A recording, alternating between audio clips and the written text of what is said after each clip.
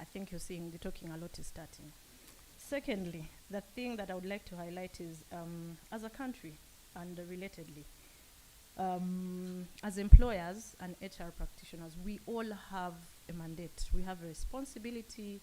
The onus is on us to ensure that we're moving in the right direction with the sustainable development goals. Yeah, we all know that right now there is a wave of sustainable development goals. Every country must implement development according to the SDGs. Yeah, so we all have the onus of ensuring that we achieve sustainable development goal number 8. And for us in the room, I want to highlight decent work. You know, SDG 8 is decent work and economic growth. But for us in the room today, I know we all contribute to economic growth in our respective capacities, but in the room today, I would like us to think through decent work, the decent work part of the sustainable development goal. Yeah, that's for me, that's something that this dialogue going forward, not just today, but going forward, that is something that I feel like the people in this room can start to think about, can start to discuss, can start to embody in their workplaces. Yeah. The next thing that I would like to talk about, please don't count, because that's why I'm saying, I'm not saying 1, 2. I don't want somebody to be like, oh, you're number 10. The next thing that I would like to quickly highlight is what decent work looks like for us at Brighter Monday. So, and especially now with what Xenia said, with our new position in the impact space, we would like to push a narrative. We would like to see a position where we have females included in workspaces, we have PWDs, people with disabilities, included in workspaces. Would like to have a scenario where we have displaced persons able to access decent work in the country. Yeah, for us, I just thought I would highlight that and say that as Brighter Monday and our impact part of the organization, these are things that we actually would like to see coming up in dialogue, in everyday work, you know, as we practice what we do. Then I would also like to say we, under the Genkazi program, and I know this is a very interesting name. Genkazi literally means generation work. So this, for us as Brighter Monday, in order to not just solve your HR headache, we realize that alongside solving the HR headache, we need to deepen our impact to the people that we are serving. So that led to the birth of the Genkazi program. I'm not going to say so much about it because I'm going to pass the baton on to our CEO, who is here. She will take us she'll take us in depth about that. But the Genkazi program is implemented in partnership with the MasterCard Foundation. This is the program under Brighter Monday that is doing the impact work with the youth, with the inclusivity in the workplace. So we at the Genkazi program, these are the things we're doing. We're contributing to securing a productive workforce. Yeah, this is how we're trying to contribute. This is how we feel we can contribute to securing, not just securing a workforce as Brighter Monday Uganda, but additionally as the Genkazi program, how do we secure an inclusive workforce? That is ideally what the program is about. So remember the other people I told you about, the young guys, the second ones, where we are number 2 in the country. These are the people we are hoping to have included in workforces. So we're securing an inclusive workforce. We're working towards having them placed in employment. That's one. We all know the challenge of employment in Uganda. We're working towards having them placed in employment. And then also we are hoping to have conversations with partners to, how do we invoke inclusivity? How do we encourage conversations around this kind of inclusivity? How do we make sure that even as we are placing them, it's decent and it's not, we're seeing shifts where we have all kinds of marginalized people in the workspace. Yeah, so that is something that we are emphasizing at Brighter Monday. So for us at Brighter Monday, these and many other conversations are ones that we are hoping to have with our partners, with HR practitioners, with employers. These are conversations that we are hoping to have in order for us to work towards, strategically shaping the workforce, which is our theme under which this dialogue falls. How do we strategically shape the workforce? It's one thing to have a workforce, but I think you'll agree with me when I say that the time is now to be strategic about the workforce we are shaping. There's that saying that the best time to plant a tree was 10 years ago, and the right time to plant a tree was 10 years ago, but the best time is now. So I think the best time is now. Let's start this conversation with you, our employers, our CEOs, our HR people. How do we ensure that we have a workforce that is, how do we strategically shape our workforces? That's the theme for our dialogue today. So let me not say much, like I threatened before. Our CEO is around. She's going to speak more into our strategic direction as an organization. But as I end, let me just say that as we dialogue today, we would like to see a situation where we learn from one another, we unlearn, and then we network. Who is doing what in the organization? How do we learn from them? You know, how do we take the lessons that we learn from this room forward? And then, but also while we do, it sounds like a very serious conversation, but we would like us to have fun while we do it. How do we enjoy the day? How do we, it's not all serious, frowns, yeah?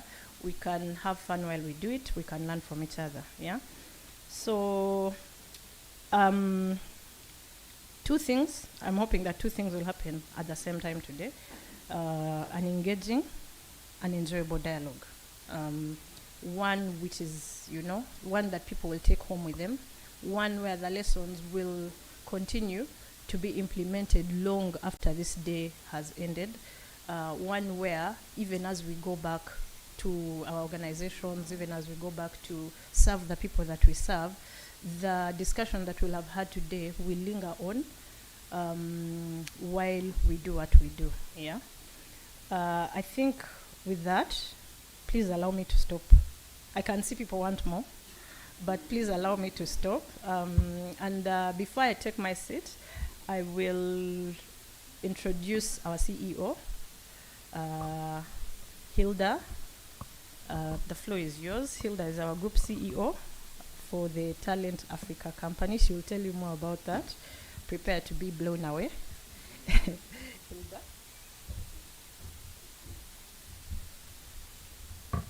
Thank you, everybody. Thank you, Pamela and Zenia. I think one of my biggest problems is that we hire good people, so when it's time for me to speak, I'm almost repeating myself. I think I need my presentation up, and ideally a clicker. But in the meantime, good morning. I'm Hilda Kabushenga. I am the CEO of the African Talent Company. And the question I always have to first answer is, why do we have a different name? But the thing is, when our investors were creating this group, Brighter Monday already existed in East Africa as a very, very strong group of platforms. And in West Africa, there was also another very strong group called Jobberman. And it didn't make sense to tell the guys in West Africa, oh, change your name to Brighter Monday. Or the guys in East Africa, change your name to Jobberman, because just create confusion. And at the same time, the idea still is that we'll expand to other parts of Africa. So rather than try to force-fit names, we created a different umbrella company called the African Talent Company. And that also gives us room to participate in things like remote work or in countries where we don't have a strong presence through partnerships. So I'm the CEO of the African Talent Company, but across the continent, as you'll see, we have different brand names. Yeah, so I'll get into it. My slides are changing here, but not up here.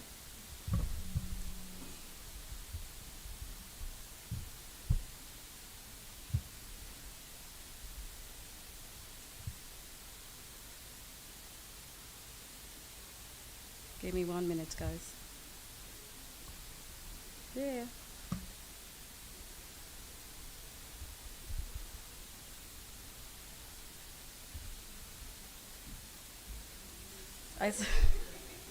apparently I sing the national anthem, but for me to be very confusing, I'm born and raised in Uganda.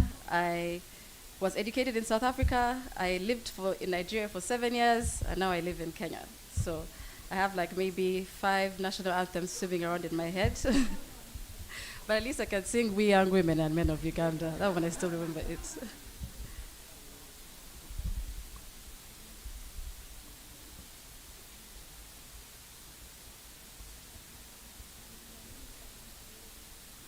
What? Oh, I sing it. Will you guys join me? Okay. You better join me. We young women and men of Uganda are marching along the path of education, singing and dancing with joy, together uniting for a better Uganda. Wait, we are the pillars and the Oros Uganda. Let's rise now, embrace true knowledge, building discipline, resourcefulness. Build a great, great power. Hey, guys. We've all still got it, it seems. Just to clarify, I'm no longer youth, so my memory is good that I still remember this.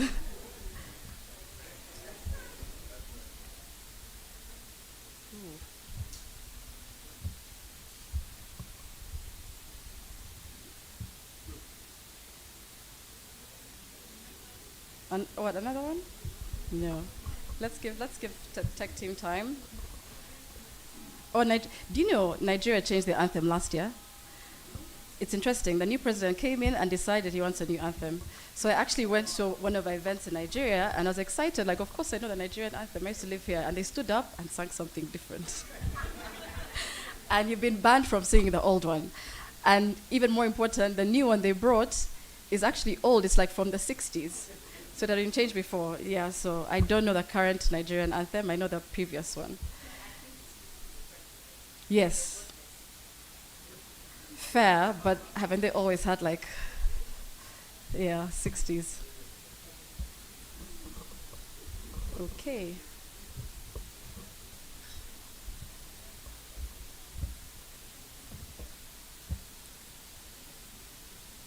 Guys, any luck on the presentation?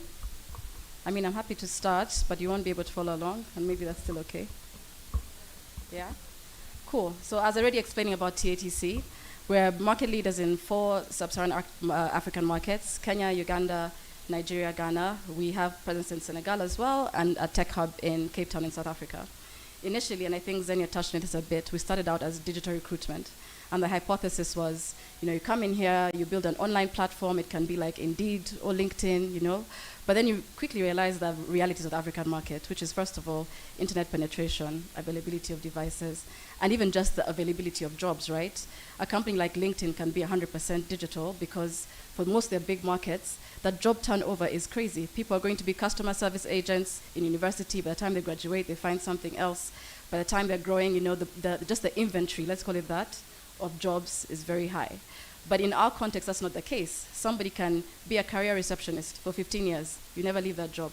You can work in a warehouse or in a supermarket for a long time because the turnover is just not that great. Second thing is there's still a bit of mistrust in digital platforms. Even now, some of our clients, they'll do the entire process online, then they'll say, no, please send a border guy to pick your check. Like, they're not going to make the card payment, right? And then because of the big challenge, and we see this with our companies, even abroad, like our sister businesses, where we have such a large youth population that some of our top jobs, some of our top jobs get up to 3,000, 30,000 applications. So in that case, you realize, okay, it needs to be a bit hybrid.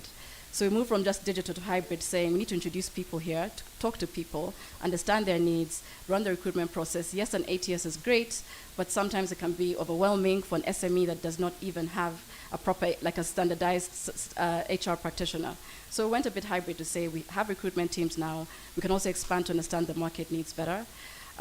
Added to that became outsourcing as well. In a lot of markets, including here, people are not employed as full-time labor. It's more contracting and staffing solutions.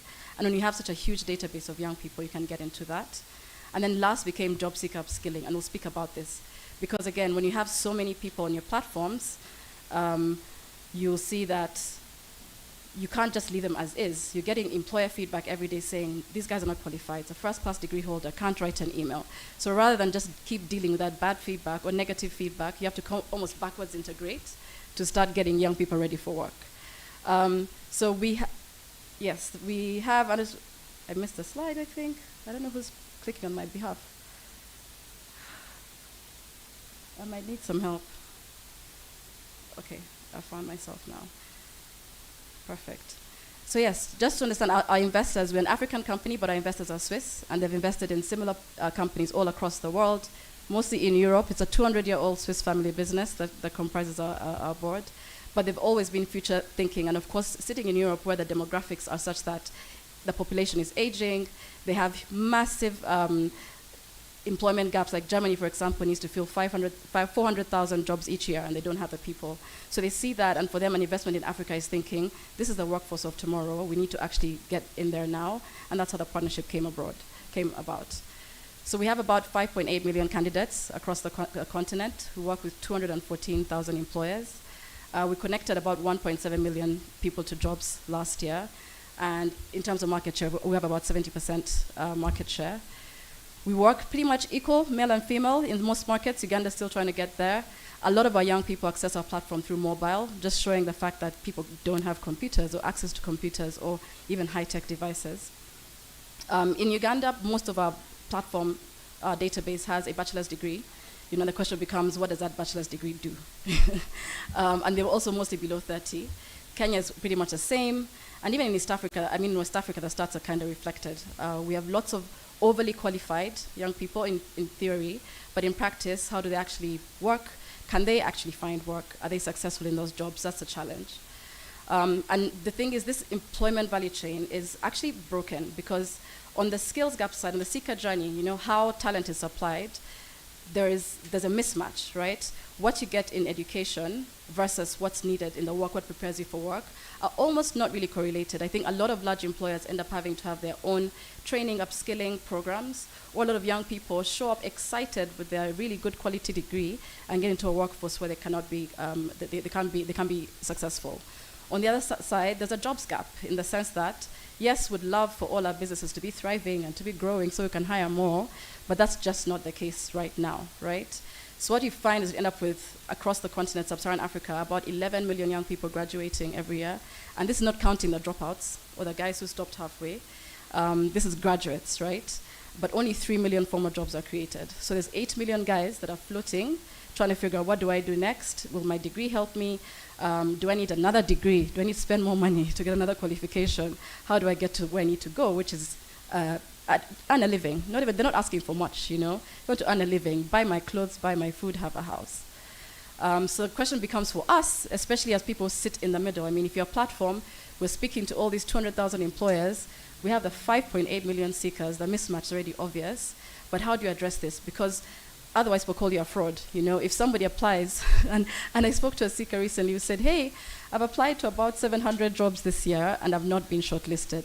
Are the jobs real? And I'm like, they're real, but each job has like a minimum of 300 applications. There's so many of you, and there's ways to differentiate yourself. So I was talking about the kind of skills you can get, how to work with your CV, but the truth is that mismatch is there. So how do we address the systemic gaps?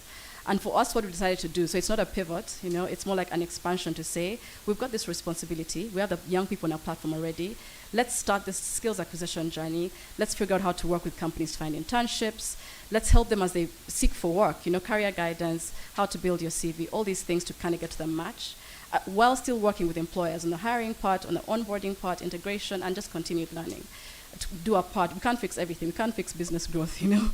We can't fix the economy, but at least we can help in this way. So one of the things we did in 2019, and back then I was the CEO of Jobberman Nigeria actually, was we started partnering with MasterCard Foundation's Young Africa Works program. And the Young Africa Works program is focused on just solving exactly this. There's going to be, you know, African youth are going to be the largest workforce by 2040. How do we prepare them now to make sure that we're getting all the opportunities, not just at home, but abroad as well? I mean, if the populations in the global north are aging, then we need to start preparing for that. Remote work is happening. AI is enabling so many different things. So we've been working with the MasterCard Foundation for the last 6 years. But the funnel pretty much is based on what would still do naturally. How do you attract job seekers? How do you train them and upskill them with the right skills, match them to job opportunities, or increasing also entrepreneurship opportunities if they want to start a business? How do you monitor their success in the workplace? And then just impact telling and storytelling and research around what we're learning, right? So that's kind of how we do it overall. And our training is like last mile, bite size. We're not a boot camp. We're not a tech hub. We're not a university. But it's more like, okay, you're at 90%, but you need 10%, the last 10% to get you where you need to go. For example, you finish university, but you need soft skills. Or you want to start a business, but you need financial literacy. Or you actually went to university, and this is true, but you've never seen a computer. You need digital skills. You need to understand how to be safe on the internet. Or you want to start a small business because your current salary is not enough to sustain you. So how do you start a small side hustle? Or you want to be a global gig worker. You're digitally smart. You know there's platforms out there. You don't know how to access them. You don't know how to be safe, to get paid. And then, of course, e-commerce. You'll be surprised, at least for me, and I know many of us, probably do lots of shopping on Instagram, right? People are advertising things. You buy stuff. You find clients, right? That's a very good way for young people to work. Rather than be unproductive on TikTok and Instagram, you can actually start a business there. And it's not the traditional big e-commerce people think of when they think Jumia or Amazon, but it's actually social commerce. It's earning money online and building a business. So our curriculums target mostly that. And then we also do lots of research. I won't get into it, but whether it's agriculture sector, gender, data, whatever it is, just to understand from the young people we're working with, what's their perspective, from employers, what's their perspective as well. And as I said, we started in 2019 in Nigeria. So by the end of 2024, this program had actually scaled to train about 2.4 million young people in Nigeria, and not just in Lagos, even in rural areas, and helped around 600,000 people access work. And on the back of this is where we said, okay, we can actually expand this because we have an idea, an inkling of what works. So let's expand it. So we expanded to Ghana, to Kenya, and also to Uganda, which for me is like a big moment of pride because, you know, I'm a Ugandan. So people are like, Hilda, you're over-hustling to take this thing to Uganda. What's up? You're insisting. I'm like, of course I'm insisting. if I can do good things for other countries, I should bring them here. And of course, Uganda's own labor context is important, right? As Pamela said earlier, lots of people, 78% below the age of 30, 70% are in informal employment. Only 45% have vocational skills. And we dig deep. Are they even relevant skills? We don't know. And since we started here in February, we've trained about 120,000 people. Don't ask me how. I'm not here full time, but the team here is brilliant. We have lots of partners. And this 120K, it's not just in Uganda, it's everywhere. It's everywhere from Masaka to Fort Porto to Arua to refugee camps like Nachivale, it's everywhere. And we've linked about 20,000 people to work, which is incredible. And some of the partners we do it with are here in this room, so thank you.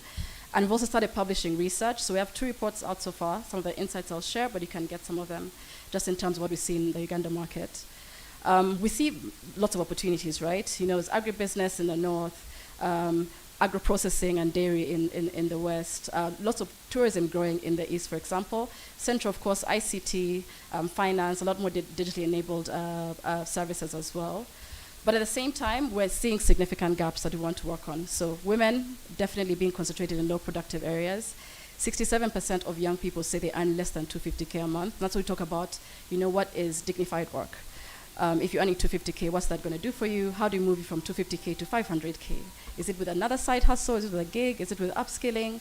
42% of PWDs report no earnings, and I think 16% of them say they did not even finish training at all.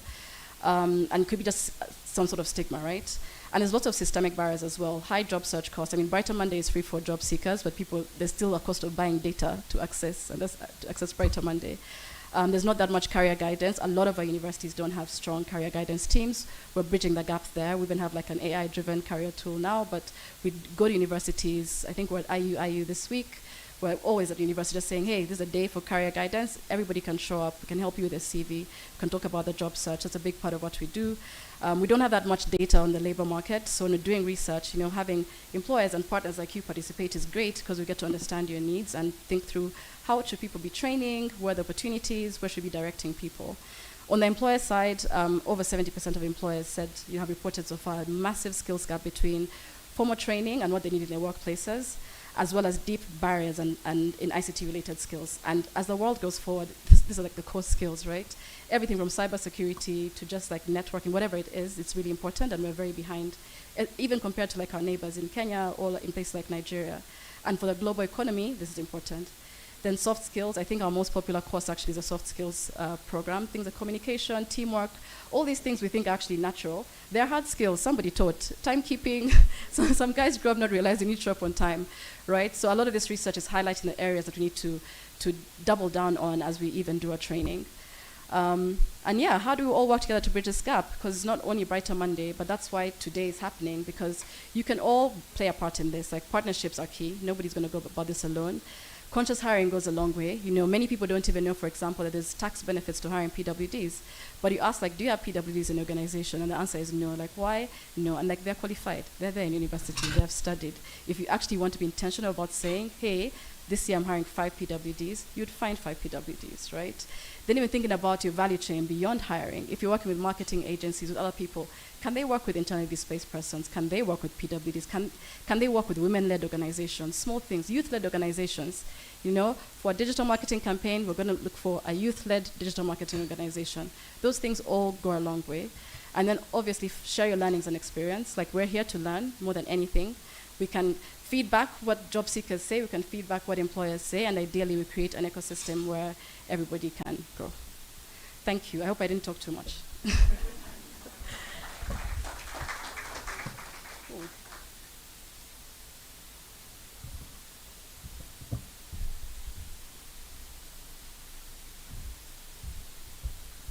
Please, ladies and gentlemen, a round of applause for our ladies, please. You know, our CEO talked about the soft skills, and I say, and the soft skills element, we do have a topic called emotional intelligence. So in that, for me, what I learned over the years is never outshine your boss. So I wanted them to introduce themselves first, so I introduce myself now. My name is Jeffrey Luboga. I lead the workforce development function at Brighter Monday, Uganda. It's an honor to serve and create impact. So, without a further ado, before we go into the next session, I would like us to have a small icebreaker. In this section that we're going to do, I see we're all seated in tables. I would like each one to discuss or to come up with one sentence, and we shall give a team leader to give us that one sentence of, as leaders or in leadership, what should change in the next 5 years in the workforce or in the next generation of workforce that we have. What should change in the next 5 years in regards to leadership in the next 5 years? Because we're here to impact the next generation of leaders. We're not here to sit at the same seat for a long period of time. We're here to give opportunity to the next generation of youth. So DJ, yes, very good question. We have 1 minute, yes. And then we'll give an opportunity for each team leader at each table to give us one sentence of what they feel should change. Thank you so much. DJ?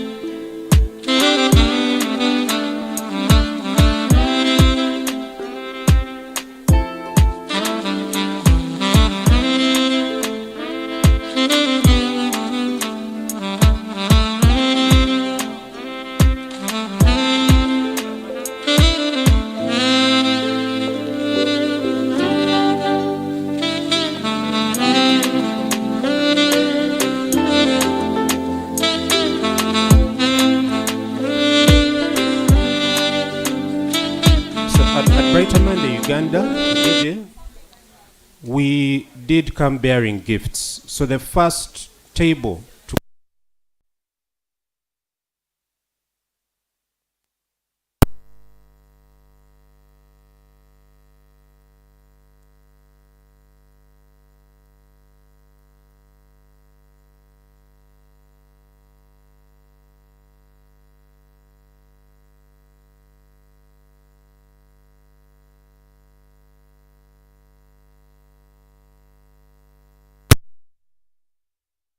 for those who would like a repeat to the question, I'm sure these are ones who will miss the gifts. The question is, what is one leadership mindset you believe must shift for Uganda's next generation of workforce?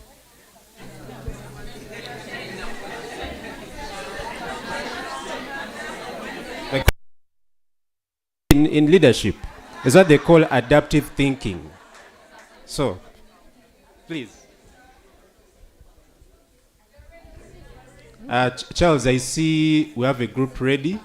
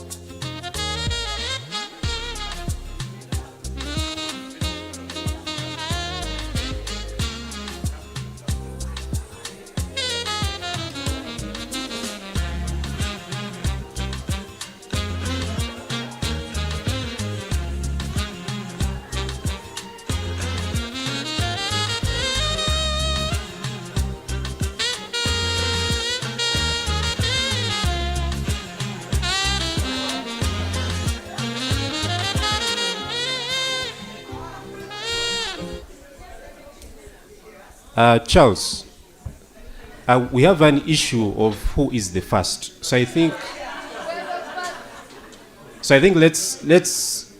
I can consider that a tie. So let's have the two groups present first, and then we have the others. Thank you. You have stand. Let's see the team leader. Good morning, everyone. My name is Christine. I work with Right to Play as the People and Culture Specialist. I'm here on behalf of my country director, Titus. And from our lovely group here, the thing we want to normalize is actually mental health discussions, because as leaders, if we do not break this stigma and not normalize these conversations, we will still not have a very productive workforce. So, normalize mental health discussions.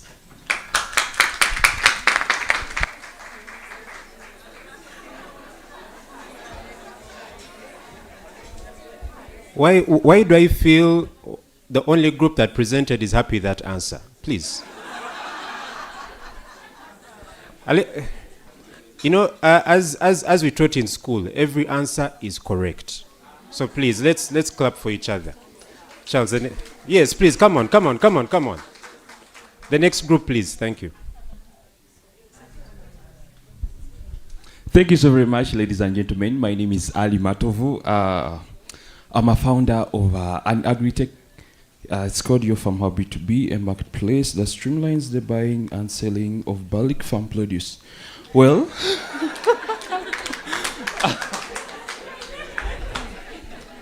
so from this lovely team here, our table here, we are like, we should move from analog setting to digital, and we should also promote, like, candidates should be promoted based on their ability to perform, not the seniority. I will not go into explanation. Any other group? I'll give an opportunity to. Oh, I see now everyone is active. Okay. Good morning.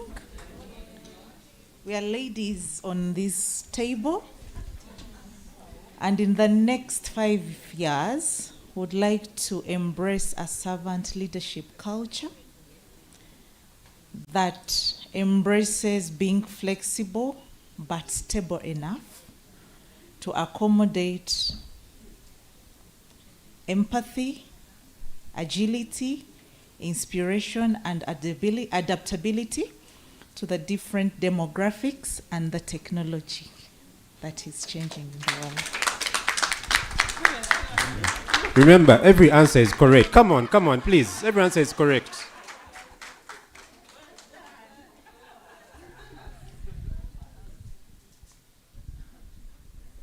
Good morning, everyone. My name is Josephine Chokunda, and I'm the Partnerships Manager at Imagine Me Africa. That's a coaching hub. For my group here, we agreed that what needs to change in the workforce in the next 5 years is a mindset shift to anti-fragility.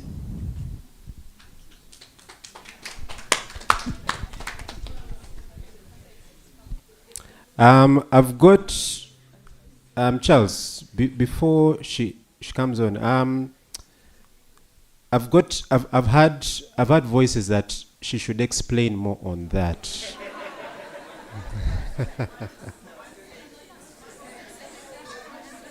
We can give her 2 words, maybe. What do you think, colleagues? Okay.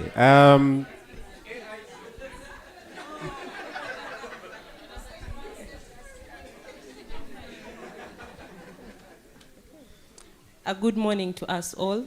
Maurice Nisima is my name, the current head of HR at Alight, formerly American Refugee Committee. Our table, we are saying we need to expand on the co-creation spaces and have the youth involved and engaged and ensure their views are listened to.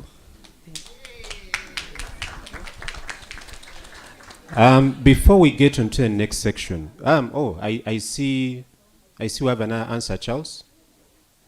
Just over there.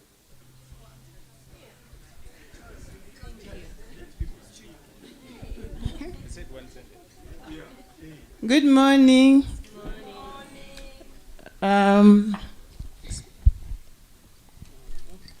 So my name is Sarah Precious Nyadoy. I work with Medical Teams International. We focus on refugee health programming, nutrition, and emergency response.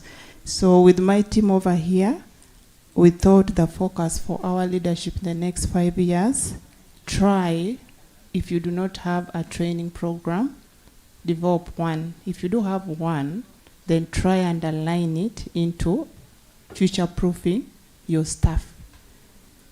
Madam CEO gave us all the responses and the ingredients there. You can start by basic CV training, how to prepare your CV for that next position you want to go into. Thank you. Wow. A round of applause, everyone. Thank you so much. Come on, thank you so much. Every answer is correct.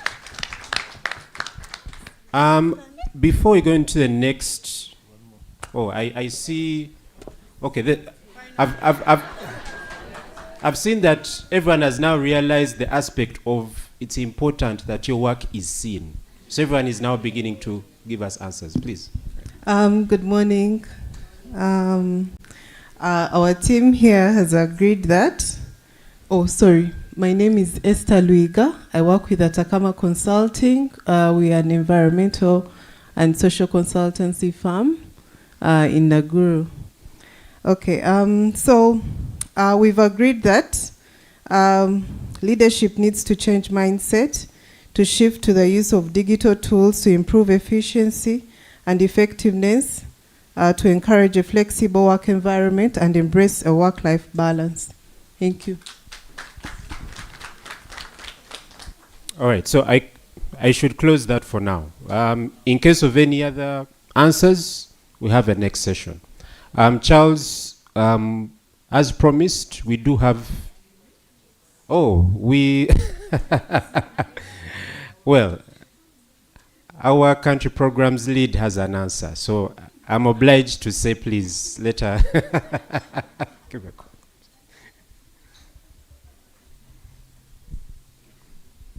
First of all, I want to appeal to the room. As you can see, there is no plan on fairness for our table.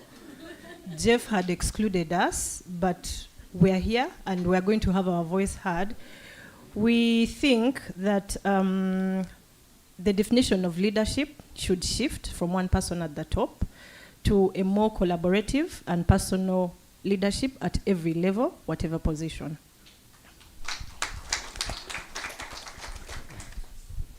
Wow, this was really interesting and fun. Please, a round of applause, everyone. So now, let us now move on to the next section. I would like to call up our next powerful partner who drives regional and global business competitiveness. I heard from our country manager, Zenia, that she's a really powerful lady and she has really powerful insights to give us on how do business leaders across Uganda's economic future change through proactive talent investment. I'd like to invite to the stage the General Manager of AmCham, Eve Zalwango. A round of applause, please.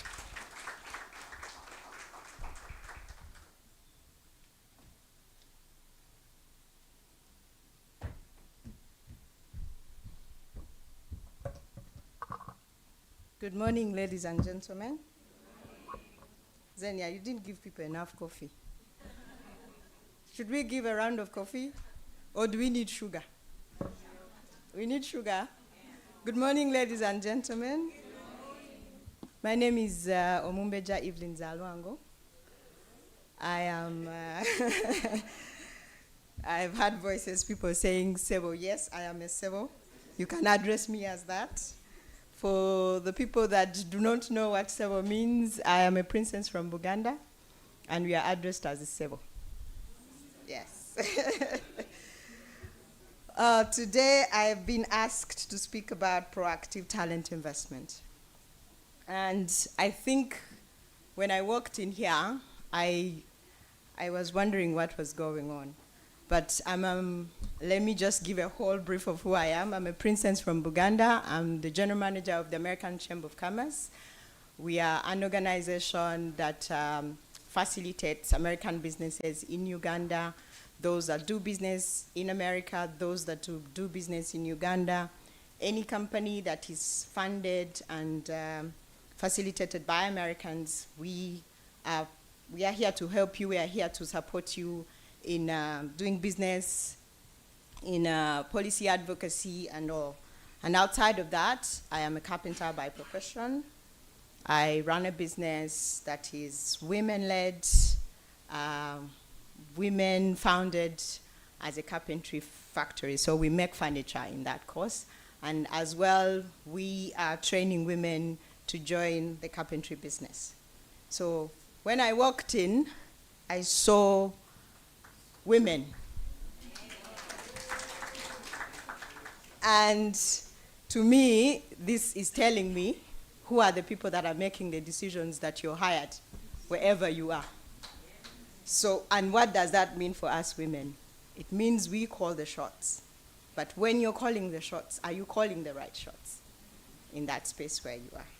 So we are talking about Uganda having 70% of young people below 30. We can think of it as a time bomb, but it's a challenge and an opportunity that we have to look at. So proactive investment does not mean that you're training or you're just going to hire. It means we have to look at innovation. We have to look at people that are actually going to be our leaders in the future. So what does that mean? It calls for us as leaders to make sure that we are hiring the right people. But also, are we able to invest in the talent that we have, the young talents that we have in this country? Sorry, height. So the young talent that we have. So we have, in Uganda, for me, what I see, if they say we have 70% below 30. Some of us have passed that age. But what does that mean? It means that we have potential as a country for growth. We have potential as a country to create opportunities that it does not mean that we are the only ones that have to hire as a country, but we are training people, or we are kind of facilitating people that can actually serve at a global level. When we speak of global as a country, Brighter Monday is one to help us actually look at that. Their country manager right now, she's a Ugandan serving at the global market. Are we able to have talent that can be like her while we are talking about proactive investment in talent? So that means as us, as a country, we need to look at the decisions that we make when we are talking about proactive talent investment. It's not just about the people, it's everything around us. And I can tell you, they say, the Uganda's future is so bright, but the brightness of Uganda is not in our resources, it's not in our growth that we see, but it's with our people. Any business to grow, it is the people that support the businesses to grow. So we have to invest proactively. Proactively, that's the word. To invest in our people, to make sure that we are able to tap all those resources, whether we are talking about AI right now, that is the elephant in the room, but when you talk about it, the executives on top right now, they are scared. There's this animal that is coming to hunt everybody, but the young people are using it anyway at the end of the day. So are we able, as us on top, to say we can take on this activity, or we can actually be proactive within our own talent, and we are able to hire? So when I see, we have asked ourselves a question of saying, what do we see ourselves? The question that we've just been 5 years from now as Uganda. Where do we need to invest? The first thing, we need to invest in talent.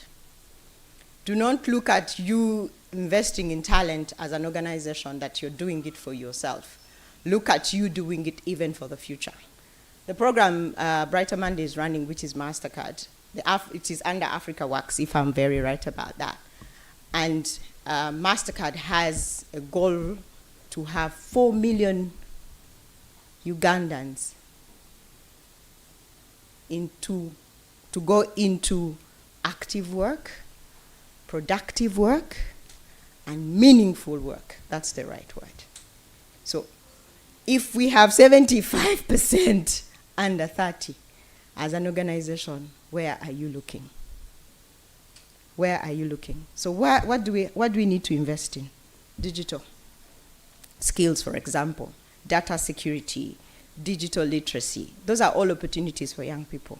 Green economy, skills development. The world is moving with sustainability. Everybody right now is talking about sustainability, but how are we looking at our talent, and we are able to create opportunities in this sustainable way? Leadership and soft skills, we talked about it. And what are those soft skills? The simplest thing is like time management. How are you, as a leader to the top, able to sort of be an example to so many? I see this in my workforce. I come from an industry where a lot of the young people that we have and we work with, what we call trained skills. And for me, as a trained carpenter, don't let the heels fool you and the makeup. I will make your bed properly. I'll make your chairs, I'll make your bed, I'll make your baby cribs, everything I can make. So don't let this all fool you. But what does that mean? How do you show yourself to your workers? I come from an environment where people, most of the people, I keep telling myself, this cannot be it. Everybody you will find who's into the skill development side, they are either being told, I don't have school fees. What I can do is take you to a technical school. At that point, that person, you've told that person, that is your level. You've told that person, that is your level, and that is where you should be. Or others are like, you failed senior 4. We shall take you to a technical school. Again, you've told that person, you're a failure. Where you belong is the technical school. So we work with people in our sector where people are not self-motivated. People look at themselves as failures, but it is upon you as a leader to show these people, no, this is not it. You can do better. For us, our training program that we do, we look at our entire infrastructure, our entire value chain of production. So we are now creating a sector where we want women to fit in all the entire value chain, whether it is machines, whether it is timber sorting, whether it is sanding. We are creating experts in that context. But it is very deliberate for me, because I have worked in the space for 15 years, and within those 15 years, I have seen how hard it is as an entrepreneur, but also I've seen the opportunities that I have as a woman to bring other women along with me. That's why the workshop is women-managed, women-led. So we run a space of a sandwich. So the men are in the middle. So we run the men in the middle. But there's one thing that this has taught me, is that men are as vulnerable as anything. And they need women to make sure they can survive. We work, I can tell. I don't know, but I'm sure they are clapping for me. When I leave this stage, they will clap. But it is upon us to really look at that as opportunities. And all sectors have opportunities, but where are we looking as a country for investment? And this is where we're saying, let's look at leadership and soft skills. Let's look at technical and vocational schools. Please, people in our sector, look at us. You see, the most amazing part about growth is that I see a lot of us at our age now looking at, but I can sew. If I want to be a carpenter, I want to be a tailor. Your skill is coming back at this age. Your creativity is coming back at this age after you've served the bank for 25 years. Now you want to join me to be a tailor. But I am happy to have you, and I am happy to guide you through this journey, because we have all been there. And understand, please, learning does not stop for anybody. Learning does not stop. For me, I've served the carpentry section for 15 years. Right now, I am working with the American Chamber of Commerce as the person that runs that organization. That organization has all of you here. I deal with everybody, whether it is policy. I was working in my space. I wake up in the morning, put on my jeans, go and do everything, and then I can spend a whole week without combing my hair. But now I have to put on lipstick, put on heels, match my dress, all those things. But because learning doesn't stop. And we have to continue learning, we need to continue teaching, and it's very, very important for us. So the Ghanaian economy future is not something we can predict.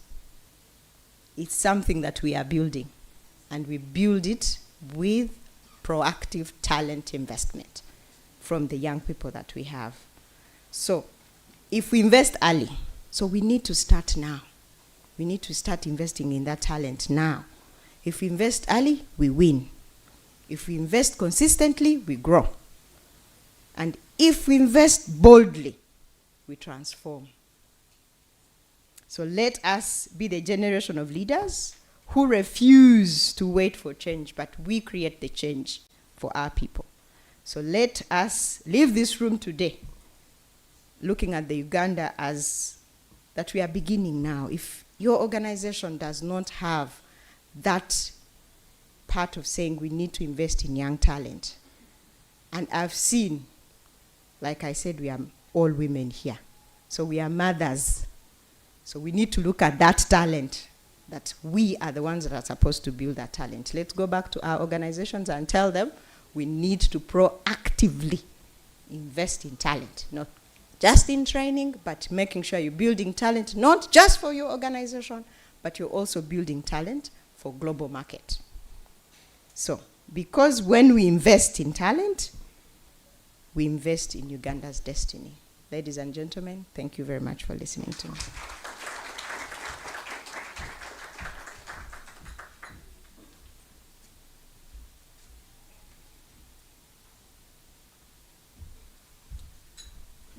A round of applause for Eve, please.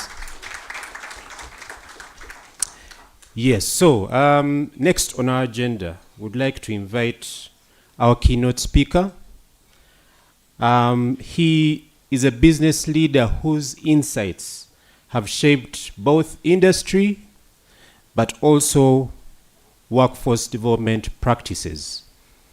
I'd like to invite the Managing Director of Harris International, Mr. Simon Harvey. Welcome to the stage.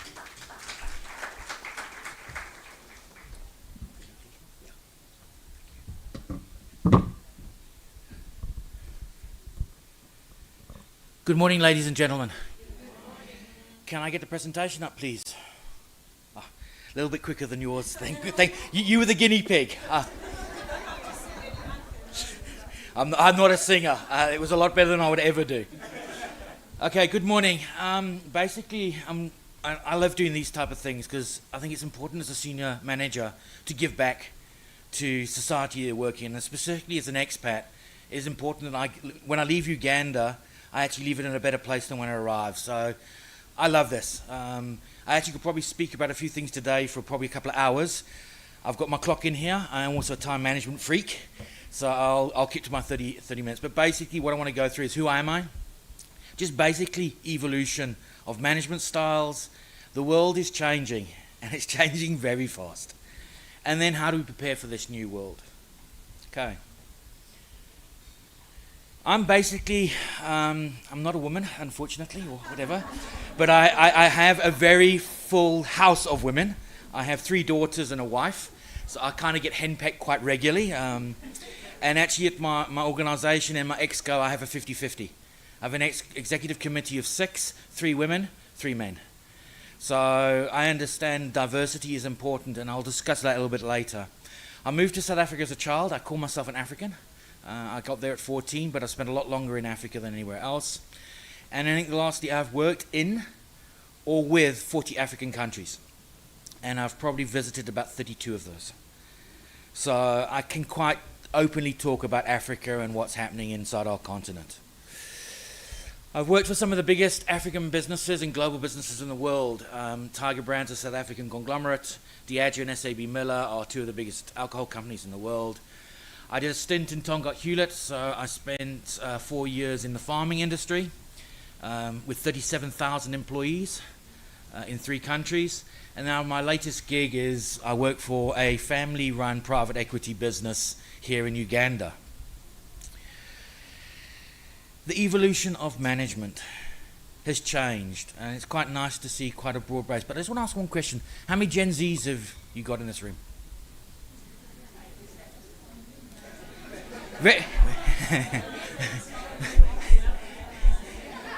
I will be surprised if we have any, but you are starting to see them in the business. But you want to talk about how you prepare for the next generation.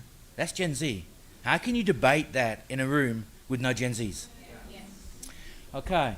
But if you go back to the old command and control, we're going right back to the Egyptian times, where if you did your job right, you got fed at the end of the day and got water. If you didn't do your job right, you got lashed with a whip to move things around. Command and control lasted within management for probably 15 to 20 generations or centuries. You know, if you even go back to the early army days, you were told to go, if you go back to the American Civil War time, you were told to go into the front ranks and you marched towards the opposition. You couldn't question what your bosses had told you. That was your job. That moved actually into management of businesses. I mean, those that are older like myself, I mean, you wouldn't challenge anybody at hierarchy when you started an organization. They were gods. That has changed tremendously, and for the right reasons. And in the space of probably 4 decades, this is all the kind of, and I could have probably put another 50 types of management style in there, but we are continuously changing. Lots of words that came out and everybody's feedback: agility, flat, leaders. They're very easy words, and most are consultants who like writing books. I've not written a book, but they love writing books and then selling them with all of these buzzwords. At the end of the day, we've got to figure out what's good for us and what's good for our organizations, and that's what I will kind of give you my view of what that is in life.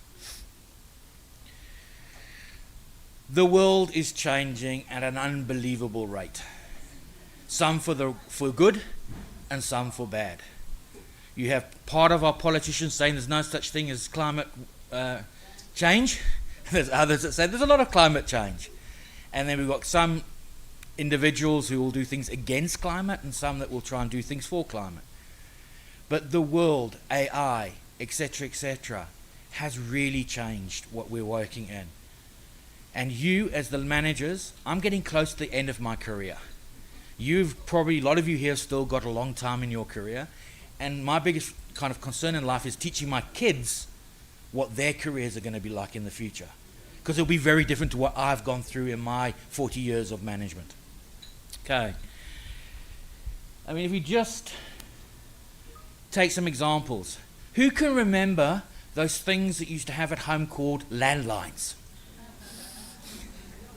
If you lived in a rural area, you were on a party line, which means you had to phone the operator to get a line to be able to do a telephone call. Now we walk around, some of us with 2, 3, 4 cell phones, and we have instant communication with anybody in the world. Very different. Computers. Can you remember the older ones, my age? The only people who had computers in those days were universities and the big businesses. And they were the size probably of this room. We've got more processing power in the cell phone that you're carrying in your pocket now than they had in the 1970s. And we're talking about 60 years. It's not like it's intense. All right. Global news. Again, the older generation. Used to be news at 9. That was the only news you got on a daily basis. Now a bomb goes off anywhere in the world and you've got it on your cell phone within 3 or 4 seconds of it happening. Just think of the mindset changes that your grandparents, your parents, and where you are and what your kids are going to get themselves into. This is a scary fact. 20 years from now, the world will be changing 4 times as fast as today, which means in 20 years, which most of you will still be working, that what you experience now in a year, you'll experience in 3 months. Your children at age of 10, at that point, when they're 60, they will get a year in 11 days. You know, talking about mental wellness. This is the environment your children are going to come into. This is the environment you're going to go into. It's getting quicker and quicker. So, no, it is a scary thought. It's a scary thought for all of us, but we've got to learn how do we prepare ourselves for this type of new world. And I'm not a specialist. I'm not here to tell you this is the only way you can do it. I'm going to give you my flavor of what I try to do in the organizations that I run and how I try and get people to be able to get ready for this next world. Firstly, challenge mindsets. And I'll take you through a few. This will have a slide or 2 on it. Understand your workforce of today and tomorrow. Build an inclusive organization. The ability to learn fast. Create leaders, not managers. And be flexible and agile. And what I love is no preparation. All those words came up in the 1-sentence feedbacks you go around from these tables. So we all know what needs to be done, but sometimes you just got to write it down and say, how am I going to do it? Okay, challenge mindsets. And there's hundreds of mindsets, but just typical things like you retire at 65, or in Uganda 55, which I find really weird. Actually, I'm a retiree at the moment under my age profile, but we have to start challenging it. People are living longer. Now, I see when my father retired from work, it was actually a downward spiral, his mental agility from those days when he wasn't getting mentally stimulated from work perspectives. Parents have to be young. I had my latest 2 children when I was in my 40s. Men are stronger than women. Leaders have to be men and old men. And only senior people can make decisions. Those are all utter rubbish mindsets in today's world. Okay. But what mindsets do you have in your organization that you need to challenge? That's what you've got to drive at. Understand the workforce you operate in. There's another huge thing. You talked about the gender. I'm kind of just showing you world, Africa, Uganda. It's very interesting. 50-50 in wherever you are. Where in the world, predominantly 50-50 male, female. That means workforces need to be 50-50. Your consumer set is 50-50. How can a white old male tell what a female needs from a consumer perspective? It is impossible. So you have to get a diverse organization. The age dilemma. I mean, this is probably the most scarier. I was interested to see that we're second best or worst. I don't know which one on that scale it is. It depends how far when it. But 45% of our population is under the age of 15. Okay. And over half below the age of probably about 20, if you take those sort of dynamics. And then age. People are living longer, which means we need to think about what we do and what goods and what services and what products we produce in this country. Because in the 1960s, average age here would be 42, so I'll be dead. And a large number of us would be dead in the 1960s. But now it's 64. They say there's somebody on the world today that will live to 150 that's already been born and is here. That's a scary. If you're only going to work till you are 55 and you live to 150, you've got a problem. Or your children's got a problem. One of the two. I talked about the generation gap. Can I just ask a question, show of hands? I know females, it's probably the wrong thing to do. How many baby boomers have we got in this room today? How many Gen Z? How many Gen X? How many Gen Ys? Okay. Gen Ys, 24 to 43, if you want the... So most of today's grouping here is probably Gen Z with a bit of Gen X, and there's a couple of old gits like myself who are baby boomers. But what is interesting is that every single one of those generations have a very different meaning in life. What I stand for as a person, what I stand as a leader, it's about the company, it's about loyalty. Guys at my age normally work for one organization, maybe two, but you were there. I got in the job and I stayed with the organization. On the other side, Gen Z are saying, well, if I'm in an organization for 2 or 3 months, 2 or 3 years, it's okay. I'll move. You as the HR practitioners, you as leaders have to start thinking, how do I reward somebody who's a Gen Z? How do I reward somebody who's a generalist? And from a management perspective, in the 1980s when I started management, I only had 2 generations to talk about. The traditionalists, and there's probably no traditionals here because it'll be over 70, and baby boomers. So all the focus of your management style was on how do I get the best out of those type of people.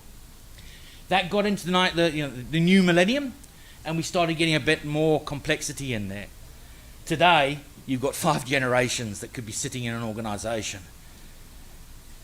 How you do work-life balance, and I'm sorry to say this, everybody, but I've never been able to find any organization that gets work-life balance right. It's a great topic, but it will probably take 3 hours of being debated in this room. But it's your choice. What needs to be that decision around work-life balance is the choice of the individual, how much time do they want to, and where it sits in the balance. Because those that want to get up the ivory tower probably are going to be working more than they are balancing. Okay. Typical things, even a simple thing like handshake. I've been lucky enough to travel, I think where I'm at now is about 87 countries in the world. But a simple thing like a handshake, if you do not understand what that actually could mean to the person you're shaking the hand with, you could get yourself into trouble. If you go into Asia with a strong handshake, they will think you are arrogant, overpowering, and will not want to do business with you. So understand the cultural dynamics that you operate in. Specifically, if you're starting to get outside of a country, it becomes more and more important. But even little cultural differences between tribes inside a country can be quite important to understand. We talk about building an inclusive workforce. And that's not just the male, female. It's age. I like to try and get my management teams to get different age groups into that management team because they can challenge me in different ways, give me different input into what I'm trying to do. If we've got an NPD team put together for new product development in our organization, again, male, female, old, young, we try and understand how we can get it right. Because I can't figure out what a consumer wants to spend his 1,000 shillings on. The consumers tell me what they want. So we need organizations to be inclusive and have a broad range of employees. And I think some of those words you've all talked about, meaningful work, I think came out of one table. Equal access to opportunities, so you don't just get promoted because of tenure. Appreciation. And appreciation is not just necessarily from the salary that you pay somebody. It can also come from just patting somebody on the back and saying, well done, and giving public admiration for somebody who's done something good. And just a couple of quotes there, and you can read a lot quicker than I can, but 39% or more, top quartile companies with inclusivity are 39% better at their businesses than bottom quartile. The numbers tell you that it's the right thing to do. But I think what's even more scary is that 76% of job seekers who are out in the market now, this is a global statistic, will evaluate a job including inclusivity, with nearly 40% saying they won't join an organization if they deem it to be exclusive and not inclusive. So how many employees are you turning away from your organization because they say it doesn't fit my mindset, where I want to be as an organization or as a person in an organization? Of the 6 things, I really talk about 2 things that are really important where I think you need to be really clever at this precise moment. One is learning fast and learning forward. And I think, as Robert said, because what you know today probably does not put you in a position to be tomorrow in leading edge.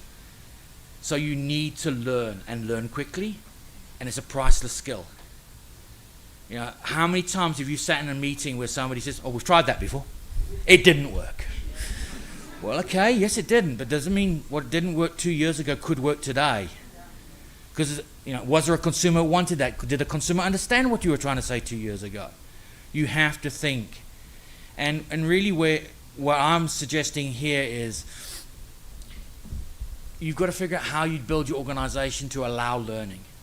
So if you senior management are not prepared to learn, you're not going to get people below you to learn. You have to provide resources and time for learning. You have to embrace failure. I've never fired somebody in my organization for making a mistake. I fired them for making the same mistake twice, and it normally happens quite quickly, but I expect my team to make mistakes. But then we learn from it, so then you have a continuous loop. What did you learn from that? What would you have done better next time if you didn't do it the way you did it this time? And that's part of the process you're getting guys to and girls to be able to become better. And then I think the last one is, not the second last one, but this is probably the one I spend most of my time talking to my management team about, is how do I create a leader? It is very easy for it to come off the tongue.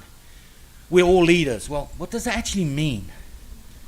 Are you a leader? Do you think you're a leader, but do your people who work for you think you're a leader?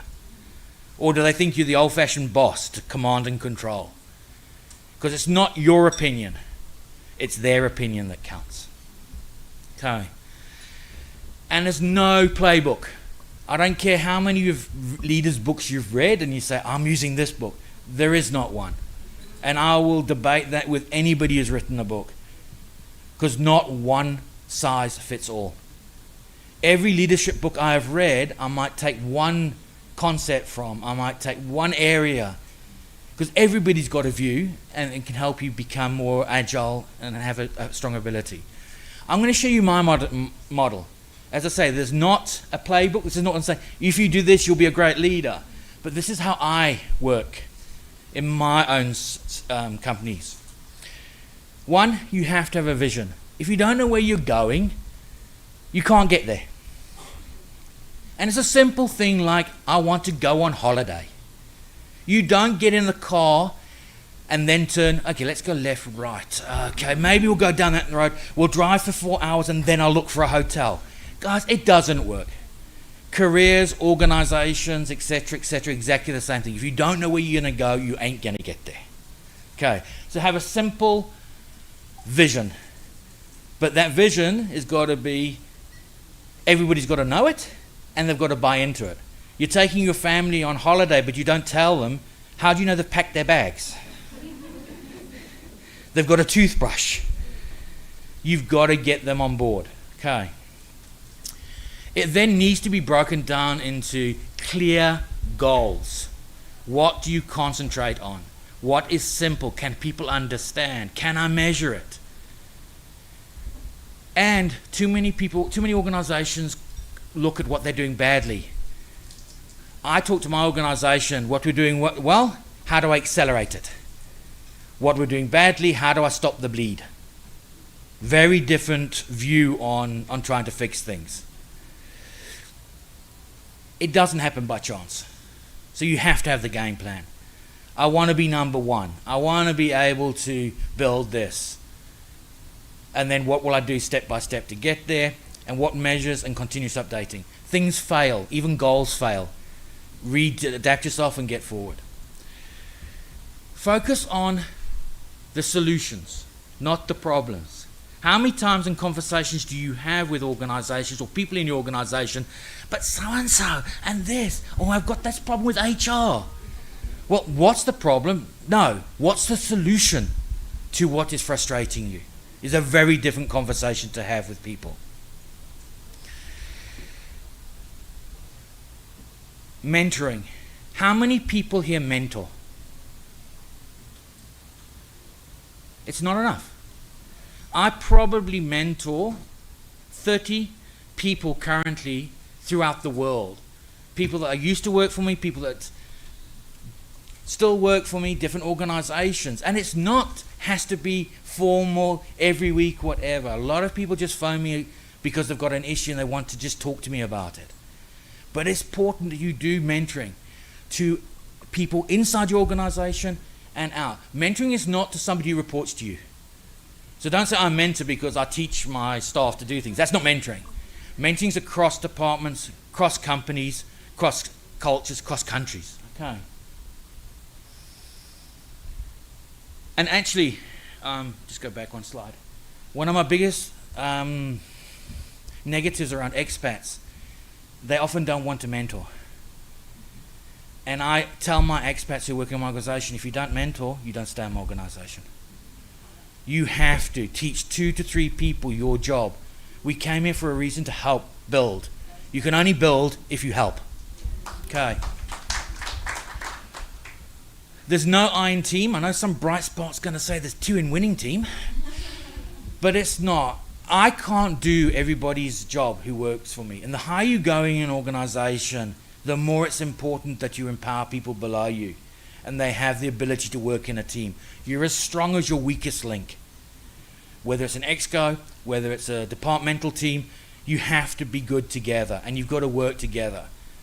It's the old adage, you get in a rowing boat and one person wants to row that way and one that way, you're going to go round and round in circles. Teams are the same. Who likes a good movie? Do you ever have a good movie that does not have all of those elements in it? You don't go to a good movie because it's got the best actor in it. If he's a good actor and he's got no screenplay or he's got no supporting actors, it's a crap movie. Organizations are exactly the same. Organizations are as good as the team you put together, the old 2+2. If you've got a CEO that's maybe a little bit financially not quite as advanced as because you've taken a chance, you've taken a sales guy out, then make sure you put the best financial director you can to supplement his skills. So you work out how does the team get together that they actually become a meaningful team that can deliver. Motivate people, and motivation is not with a stick. Yeah, how do you create fellowship? And that's why I talk about, are you a leader? You're a leader if you know people follow you and that you want to work for you. You know, people leave organizations, about over 50% of the statistics show leave because of their boss. And it's normally because they actually don't aspire to be you or work for you. It has to be an enabling culture, and there has to be reward and recognition. And as I say, reward and recognition is not the old-fashioned all about salary. It could be that you give them education. It could be that you pay for their MBA. It could be that you actually give them a sabbatical. A lot of European companies now, for senior managements, are saying, okay, fine, I'll give you a 6-month sabbatical, that you can go away and do something that you want to do at that time in life when you can afford to do it. Because most people, you talked about the young students, but as we're going through an organization, you don't have spare cash. And the time you have spare cash, you can't normally do the things you wanted to do. when you had no cash. Okay. And then I think the lady said, everything, we never stop learning. You don't. And this scares my two 14-year-olds. I showed them the slide and they said, Dad, what do you mean we never? School, no, surely when we finish school it's over. And I say to them, well, school was easy. You actually spend more time learning when you finish school, because every day is a learning experience, whether it's in your personal capacity, whether it's in your work capacity. But there's too many times that you get to that top, you think, I know everything, and then something happens. AI, for example. We all, as senior management, thought we were on top of our games. AI come out and now we, oh dear. And it does scare us. It scares us as senior managements to death. My kids know more about AI than I do. Which, that's what we're going to have to figure out.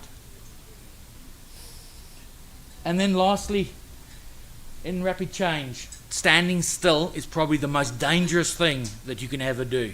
You can't sit on the fence. You have to be flexible and agile in this environment. Stop overanalyzing stuff. 95 is good enough. In the old days, it was, are you 100% sure? Are you definitely sure? There's an opportunity there. We see that as one of our probably successes of Harris International in this country. I see an opportunity. I don't rely on Atlanta. I don't rely on a central office in America saying I can or can't do this. I and my management make the decision today and we implement it. Because opportunities are not there for a long time. So when you see it, you need to be able to take it. Much more layers in organizations. I think one of the ladies said the same thing. We can't have the old pyramids where there was 17 layers from the workforce to the CEO. Global companies is now 6. 6 is the maximum layers in an organization. I walk the floor. I want to talk to my guys who run the plant, because they sometimes might have the brightest idea on little changes to a line that could give us better efficiencies. And you need to empower people. It's not just saying my guys are empowered. They have to be empowered. And if they make a mistake, I have to back them that they've made a mistake, and it's not going to be to the detriment of their careers. And then use technology. So I'm not saying don't use the AI, but use it. I mean, I had a long conversation with my senior management at our one-on-one team, which we do every single month. I said to them, guys, I'm starting to see guys just verbatimly sending me reports that are AI driven or written. Don't be stupid. You can pick it up very easily if you know what you're doing. But it's not there. AI, even the head of Google said, yes, don't blatantly accept what AI is telling you. But it's a hell of a way of getting a huge amount of data into a synthesis that you then can say, how do I interpret it into my means?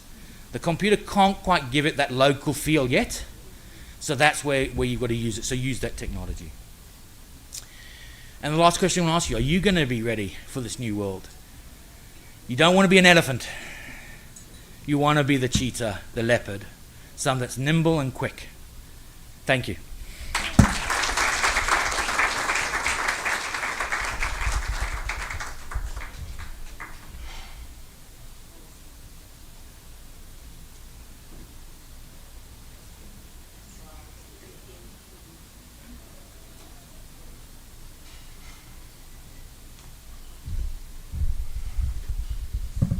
Wow, a round of applause for Mr. Simon, please.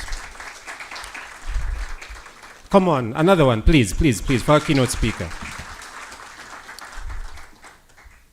At the end of his slide, he had a question, or he had a phrase down below that, do you have any questions? Mr. Simon, I have a question for you. Can you be my mentor? Love that. So, without further ado, we're now going to go into the next item, which is the panel discussion. But before that, I could tell people want to laugh a little bit more. So, we're going to have an icebreaker, and this is about talent challenge exchange. But before I go there, Mr. Simon Harvey talked or touched about something that's very important, which is learning. At Brighter Monday Uganda, and our impact arm, we do provide free soft skills training to ensure that your workforce learns, adapts, and also, as I mentioned earlier, have emotional intelligence. So we also provide HR solutions that can support your business to thrive and accelerate, as you mentioned. I'll have my colleague, Mr. Charles Chigozi, stand up in case you have any questions or anything more you'd like in regards to any assistance. He's there to assist you. So now, onto the icebreaker. Please take note. Remember, the first person, the first group gets gifts.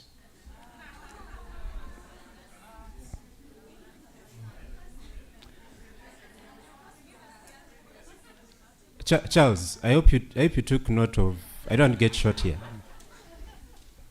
So, what is the biggest talent challenge you are facing as an organization today?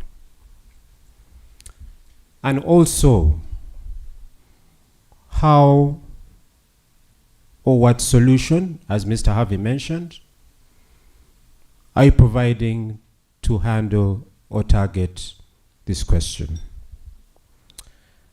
I'll also mention that I'll give our panelists who know themselves 1 minute to be involved, and then they'll meet our panelist, the person who handled the panelist session, Madame Natasha, outside as we prepare for the panelist session. But that's the question. Should I repeat it? What is the biggest challenge you're facing? Talent challenge you're facing? And how are you solving this problem? DJ can play some music. Thank you.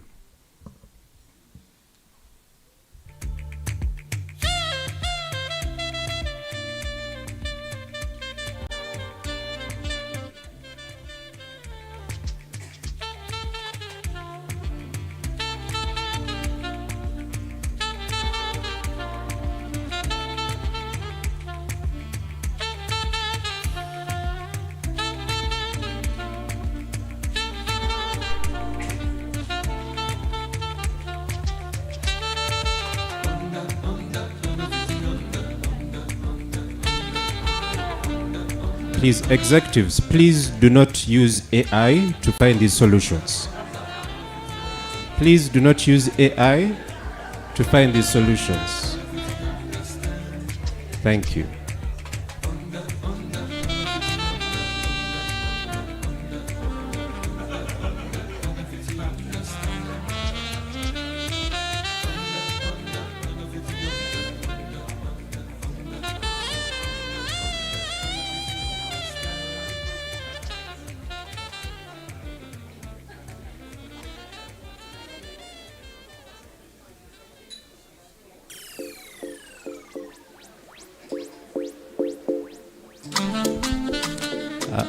Just also a communication.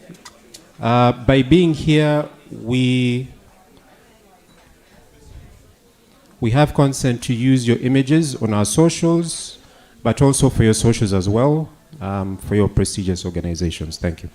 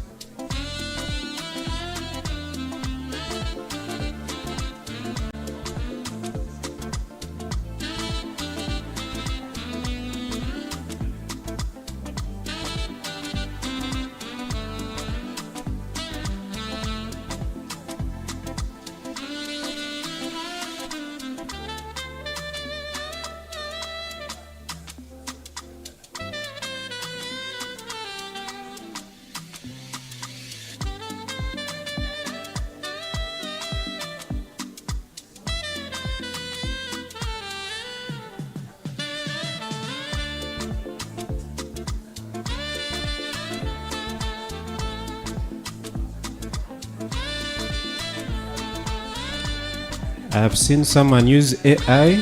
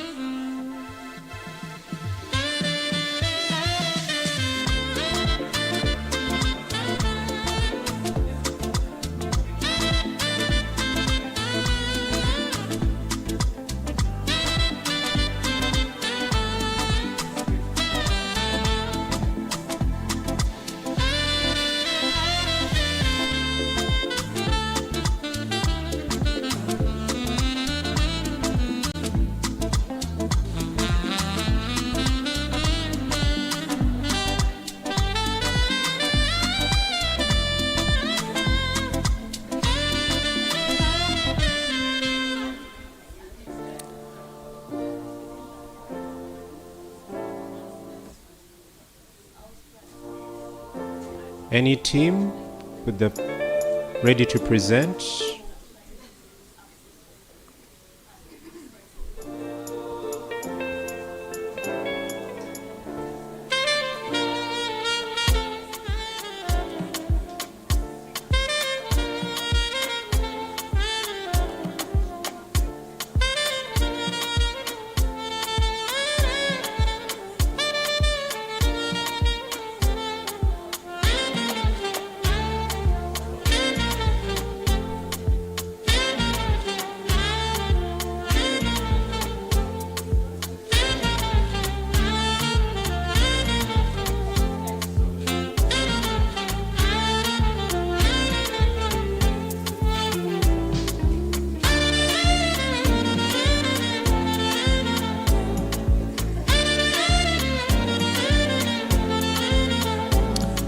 All right, we shall give it 1 more minute, and then we'll have the team that's ready to present.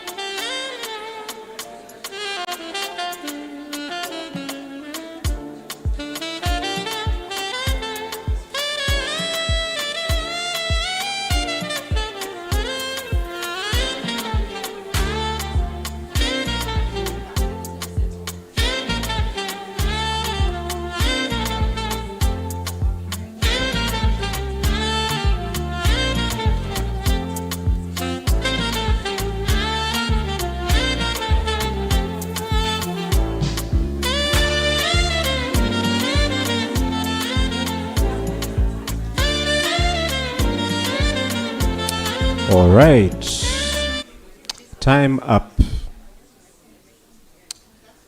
Seems like this was a very tricky question. And I could tell people didn't use AI because no one raised their hands up quickly.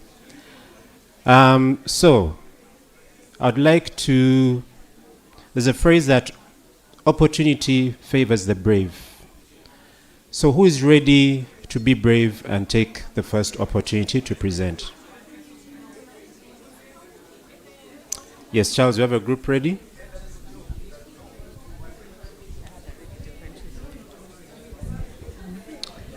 Good morning, everyone.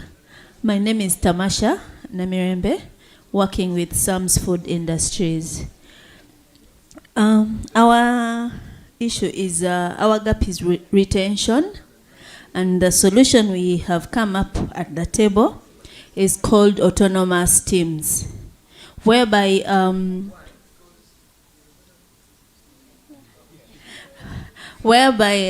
when you create an autonomous team, you ensure everyone in the department has at least 2 other roles they can do whether within the department or within the company. So in case the person exits, we are not running around to look for talent. We have already created talent, we have nurtured them, we have mentored them, and we have trained. So if you pick up that, you're able to have retention and also have future leaders. Thank you.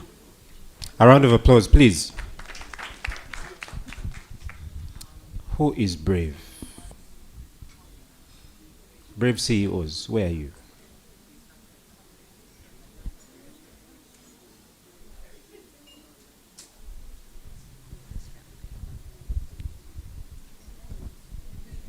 So, good morning, ladies and gentlemen. Good morning, ladies and gentlemen. Yes, I'm Sophie Kasule. I work with Pahapa, a software development company. Well, the biggest challenge we have is getting talent that is self-reliant, talent that can make their own decisions without intervention of parents. I know I know the generation we have now, or us as millennials, we tend to over-interfere in our children's, decisions, which takes back the employers. Anyway, the solution we have is it kind of excludes some of the members, but we always look out for individuals who have a mind of their own, individuals who will not then run back to mommy and daddy and then ask, oh, can I go ahead with this? So it's a very, very big problem now. But also us as people in the room, let us give our children, empower them to be able to make decisions. Thank you. All right, thank you very much. A round of applause, please. As she has mentioned, a round of applause. Be brave. Okay, we're going to have our last answer right in the corner.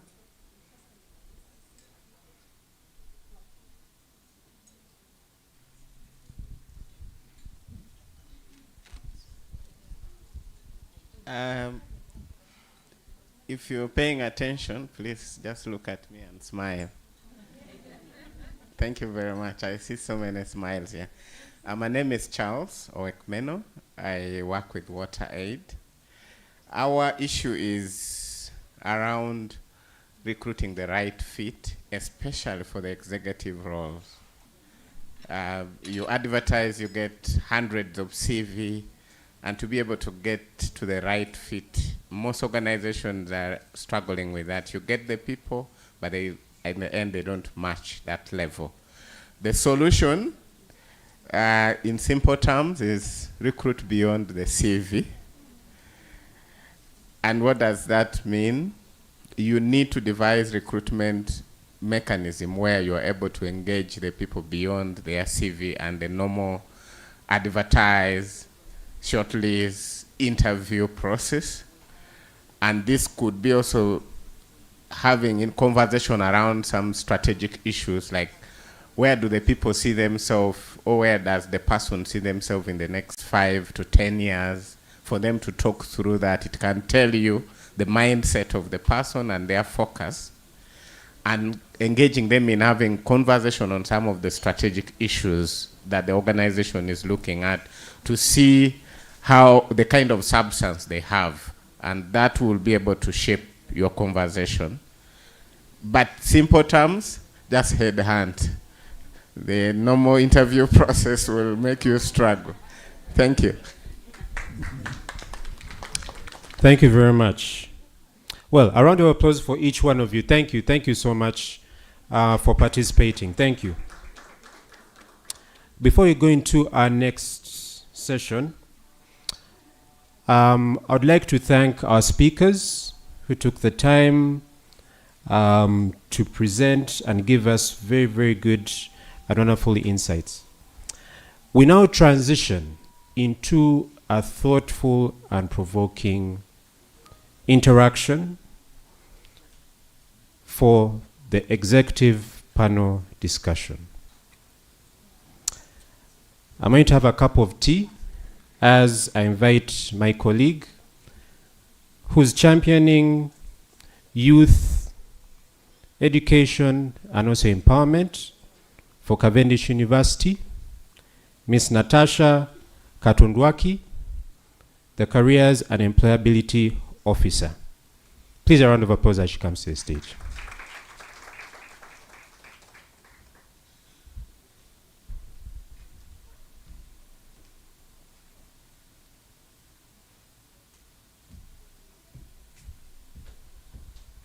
Thank you very much, Jeff. Good morning, ladies and gentlemen. My name is Natasha, as has been introduced. I am the Careers and Employability Officer at Cavendish University, Uganda. And so I manage career support, employability, and we have a mission to prepare and help each student to achieve gainful employment and entrepreneurship globally. And so it's good to be in this room, and I'm looking forward to all the partnerships that will arise, as well as the recommendations and insights. I'm going to be guiding a conversation to discuss a shift in perspective, reframing youth hiring as a leadership pipeline strategy. And so we'll be talking about what would it look like if we looked at youth hiring as an anchor for future leadership. This is about making a fundamental commitment to building a deep, resilient internal bench that guarantees business continuity, knowledge transfer, and long-term business strategy. And so joining me today, we have very reputable human resource leaders, we have a CEO, and we have someone from academia, and I can't wait to indulge in all their insights. And so I'll be inviting my panelists to join me up here. I'd like to invite Ms. Susan Mataka. Please, a round of applause as she comes. Thank you. Susan Mataka is a seasoned human resource leader, currently serving as the head of human resources at Kakira Sugar Limited, playing a key role in shaping people strategy, organizational culture, leadership development, and HR transformation within one of Uganda's largest and most influential industrial employers.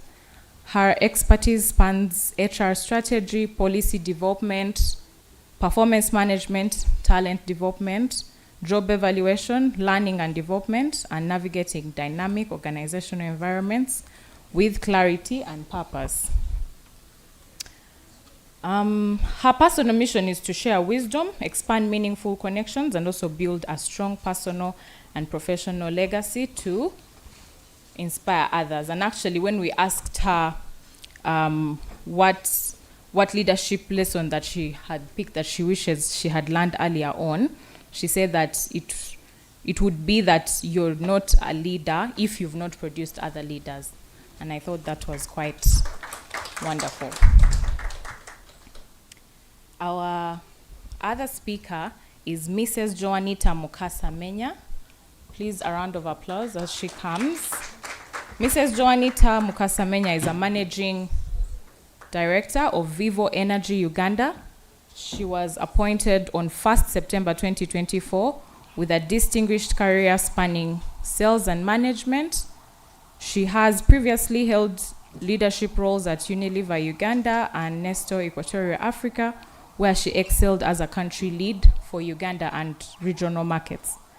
As Vivo Energy Uganda's first female managing director and a certified transformational coach, Joanita, thank you, please.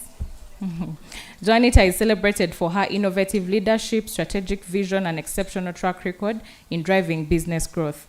Her leadership emphasizes people, innovation, customer-centric solution, and sustainability, positioning Vivo Energy Uganda for a dynamic and impactful future. A leadership lesson that she wishes she had learned earlier on in her career is that leadership is for everyone else except you. So you're the tree, the fruits are not for you. All right. Our other speaker is Mr. Paul Rwanda Rugambwa. Please, a round of applause as he comes. Paul is an accomplished management, executive, and global remuneration professional, certified by World at Work USA with over 17 years of progressive and diverse and diverse experience spanning Uganda, East Africa, and Southern Africa. His career reflects a consistent record of transformative leadership, strategic impact, and operational excellence across purpose-driven organizations. He currently serves as the Human Resource Director at the Infectious Diseases Institute, Makerere University, where he leads strategic human capital initiatives that advance institutional performance. You're welcome, Paul. We also have Mr. Henry Tumsime. You're most welcome. He is currently a Human Capital Director at Absa Bank, and he is a seasoned leader with over 18 years of experience in organizational leadership and development, human resource management, and cultural transformational projects.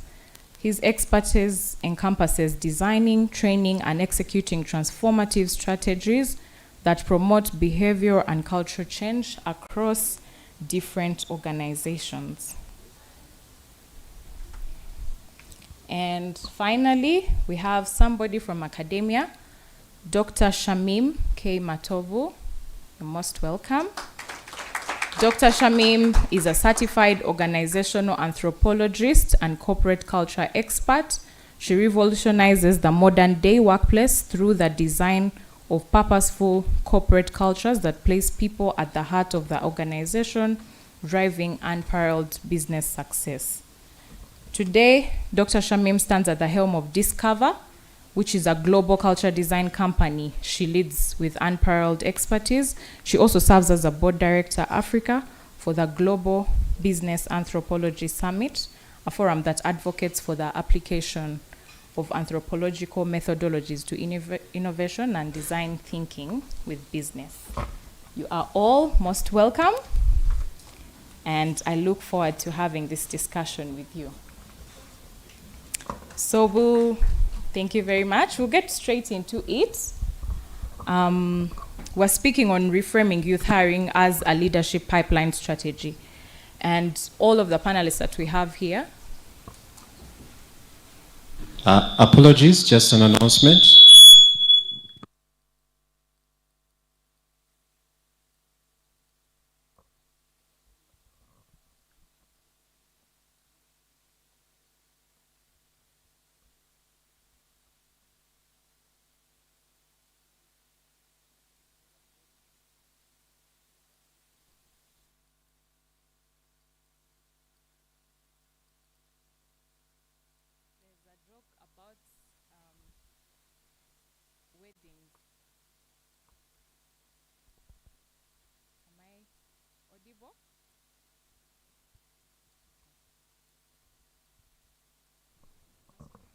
Can I get some help? Okay, fine.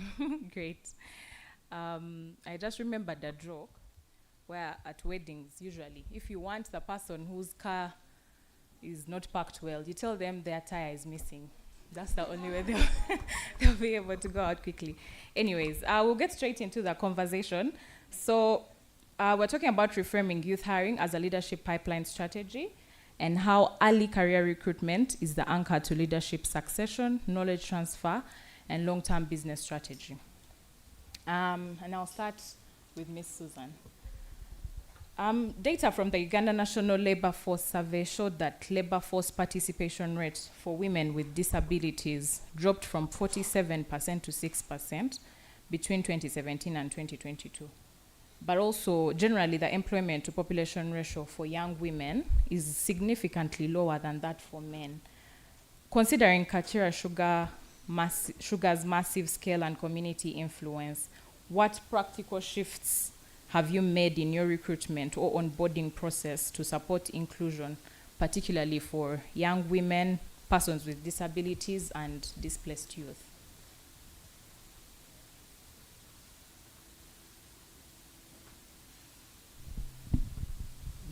Thank you, and good morning, everyone. To dive directly into the question, practical skills that Kakira has utilized in are quite different, because it's a sector that has two different sectors in one company. It's as commercial agriculture, at the same time manufacturing. So that environment is quite unique. Nevertheless, in order for us to see that we have practical shift and ensure inclusion in either recruitment or onboarding, we've done a couple of things.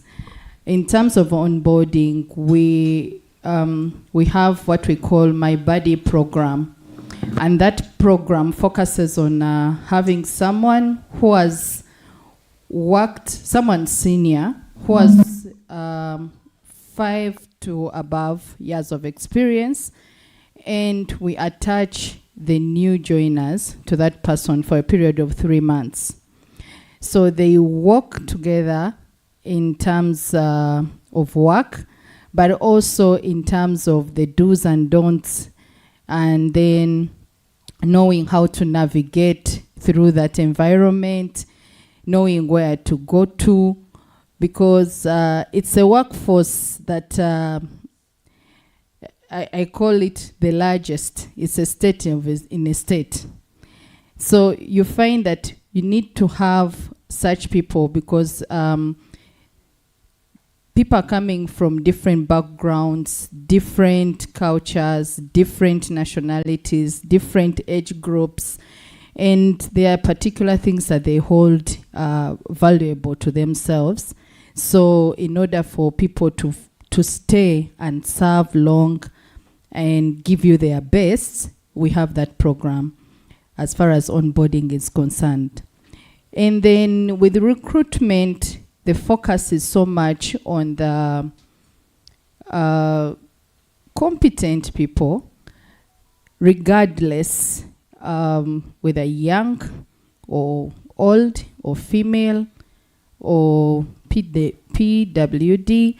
So the first part is that in our recruitment process, we ensure that our team is diverse.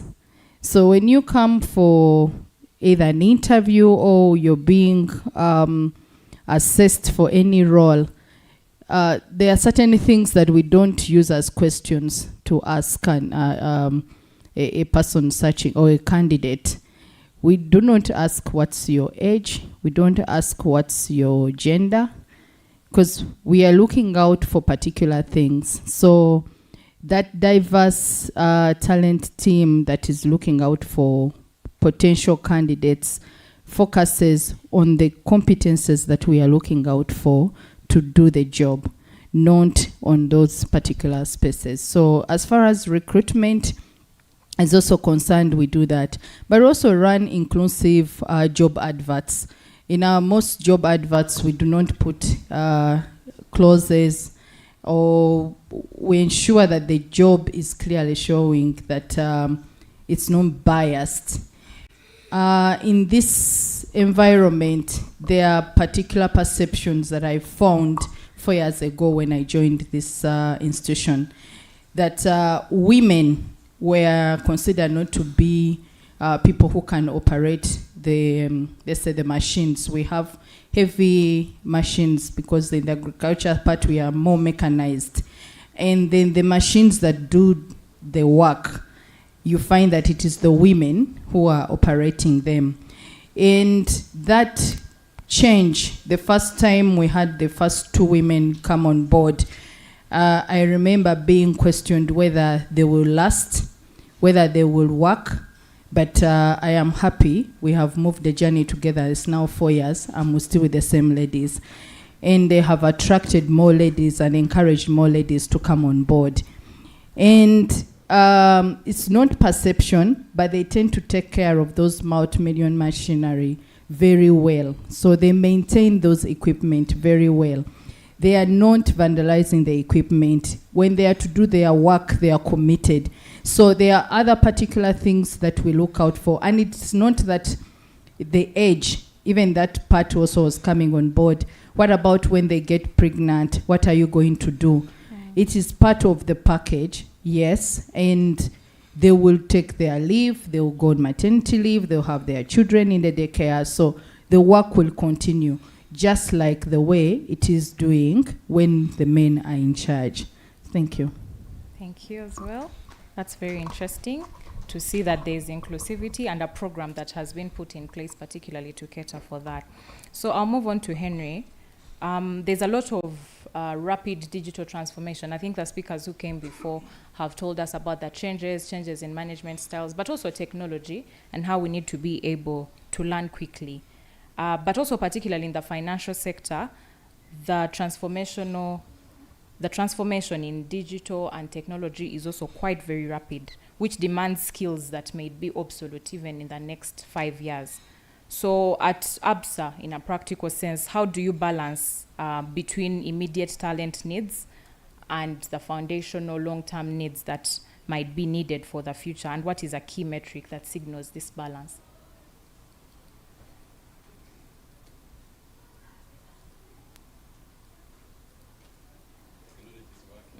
Technology, yeah.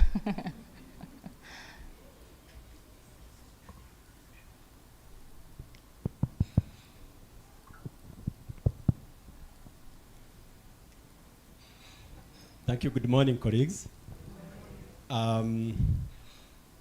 So,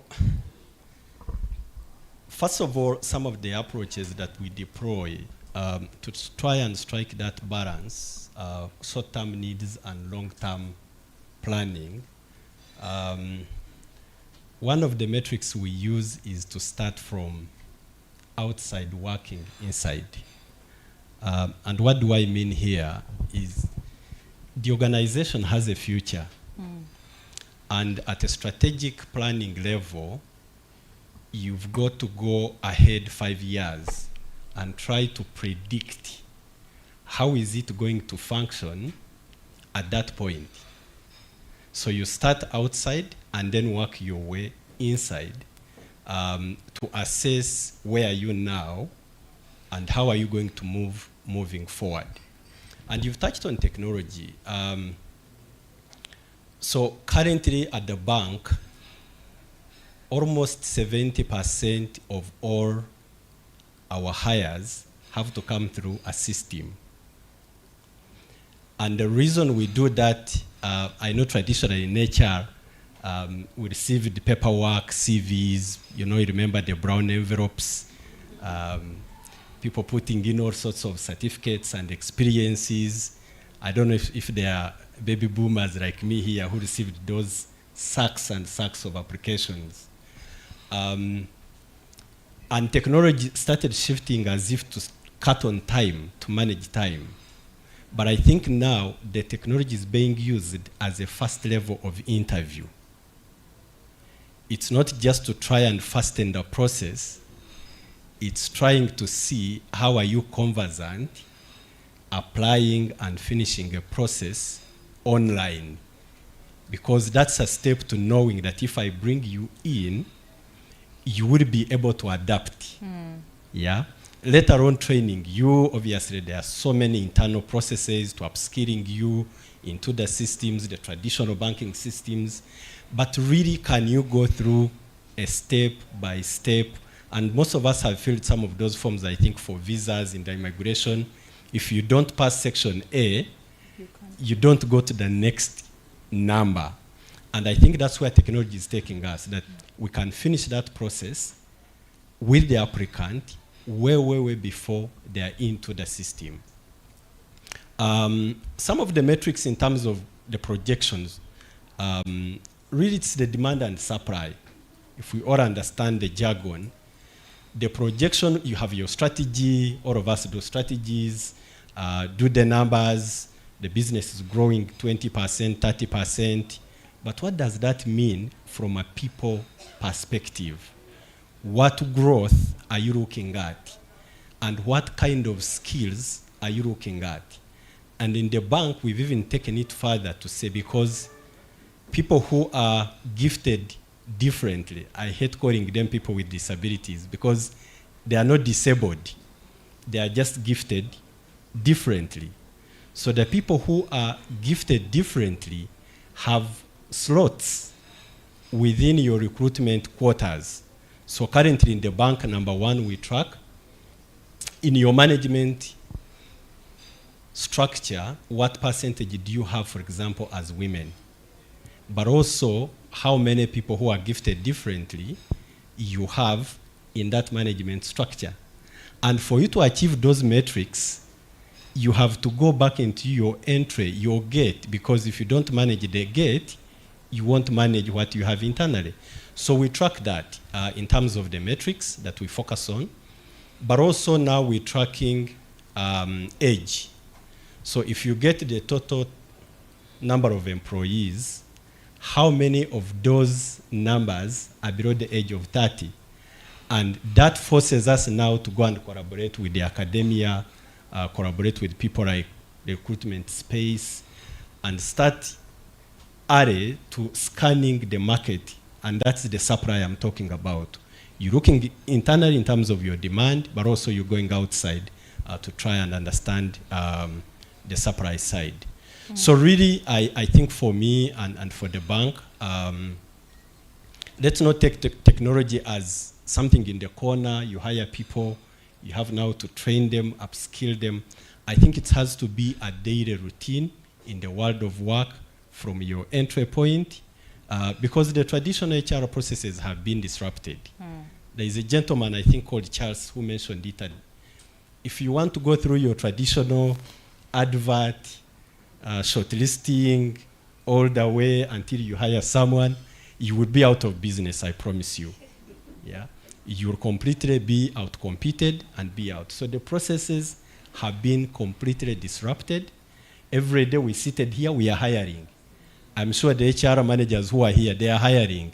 Yeah, you're looking at Natasha and saying, what position? I don't know if it's me alone, but I'm sure I'm not alone. Yeah.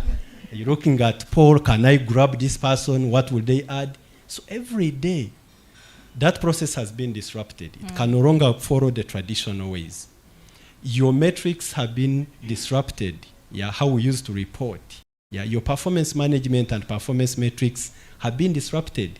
We used to report performance, high performers, middle performers, and whatever. Right now, it's not just that. It's what does that metric mean for my business? I can park it here for now. Thank you, Natasha. Thank you so much. Thank you so much, Henry, for that. Speaking of technology, process disruptions, and embracing change, for us to be able to embrace this technology, our teams need to be able to, they need to be equipped for them to be able to embrace the technology and use it.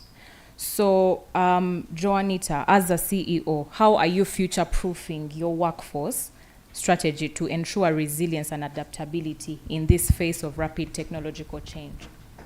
Thank you. Thank you very much. Good morning, everyone. I love the word future-proofing because that's what we are here for as leaders, to future-proof ourselves and our teams in terms of the space of rapidity that we see. I think having worked for a number of businesses, because my background is mainly FMCG, having worked for Unilever and Nestle, coming to the oil and gas was a proper disruption, as you can imagine. And not being an engineer by background and having to be at the apex of that organization was another challenge altogether. But what that demonstrates is I am still relevant even without checking those boxes. And how do you do that for your teams? We've discovered, I think, I was at an HR conference a few weeks ago, and I told the HR people that we have a not so dynamic education system as it is, so the quality of people that we get are a certain way. So the clarity of what we have to work with needs to be very on our fingertips. You need to understand the quality and clarity of the demographic that you're working with, first of all. There are people who are extremely academic, extremely unexposed in many ways. All they know is Kampala, maybe Masaka, maybe whatever. And you're coming to tell them technology is shifting. and they look at you like you must be dreaming. How are we future-proofing them? First of all, it starts at hiring. The understanding of the demographics of the teams we are hiring for, because the leadership for me is a critical one. The quality of leaders that we have determines the quality of teams that we get, right? And therefore, where we can't get hiring wrong is at leadership level, right? Henry was saying you're hiring. I hope nobody's looking at hiring me. I'm just 1 year into my role. But I took time to understand the demographic, because remember, I had an FMCG background. I'm coming to lead an organization full of engineers. Almost 90% of my organization is science. But I needed something that would make me relevant to lead that organization to where it is. So what does that mean? It means when I'm hiring, I had to understand the demographic of the people I have by line of business, right? Not my leadership. I call myself Jesus because I have 12 disciples. I have 12 leadership team members, and I'm the 13th. But I had to sit down and understand the demographic of the people by line of business. And that means I had to sit the leader of LPG. LPG is what you call your gas, liquefied petroleum. So I had to sit down, understand that. What kind of leader do I need in LPG? And then, remember, I have a strategy on the top. The business is telling me we need to be here in 5 years. For me to be there in 5 years, all these pillars need to feed into it. So my understanding of what kind of leader I need for LPG, because of the strategy LPG is going to do for me. All of you know that gas is the next big thing, right? Clean energy is the way to go, right? So I need someone who is extremely visionaristic in clean energy as a leader. I need someone who is clear and needs to understand that growth is going to be extreme, because it's the future. Then for my retail stations, some of you have seen us break down retail stations. How many of you know Lugogo? The Lugogo before and the Lugogo now. Someone met me in a store and told me, I now see there's a female on that organization. But it's about, we've understood the customer, that the customer has stopped walking into a fuel station just for fuel.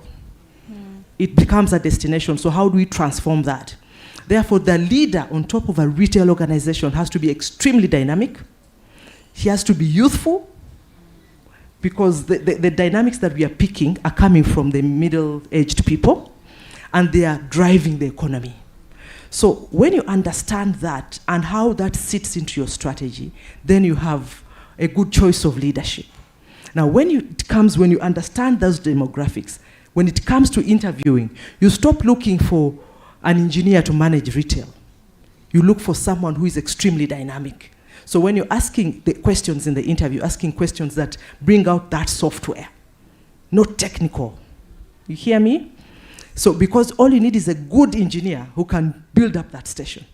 But for it to be turned into a destination, you need someone who thinks really fast, understands the data, understands how to interpret them, understands. So when you're looking for that, that's what you look for. Are you able to? So how do you test them then as you hire?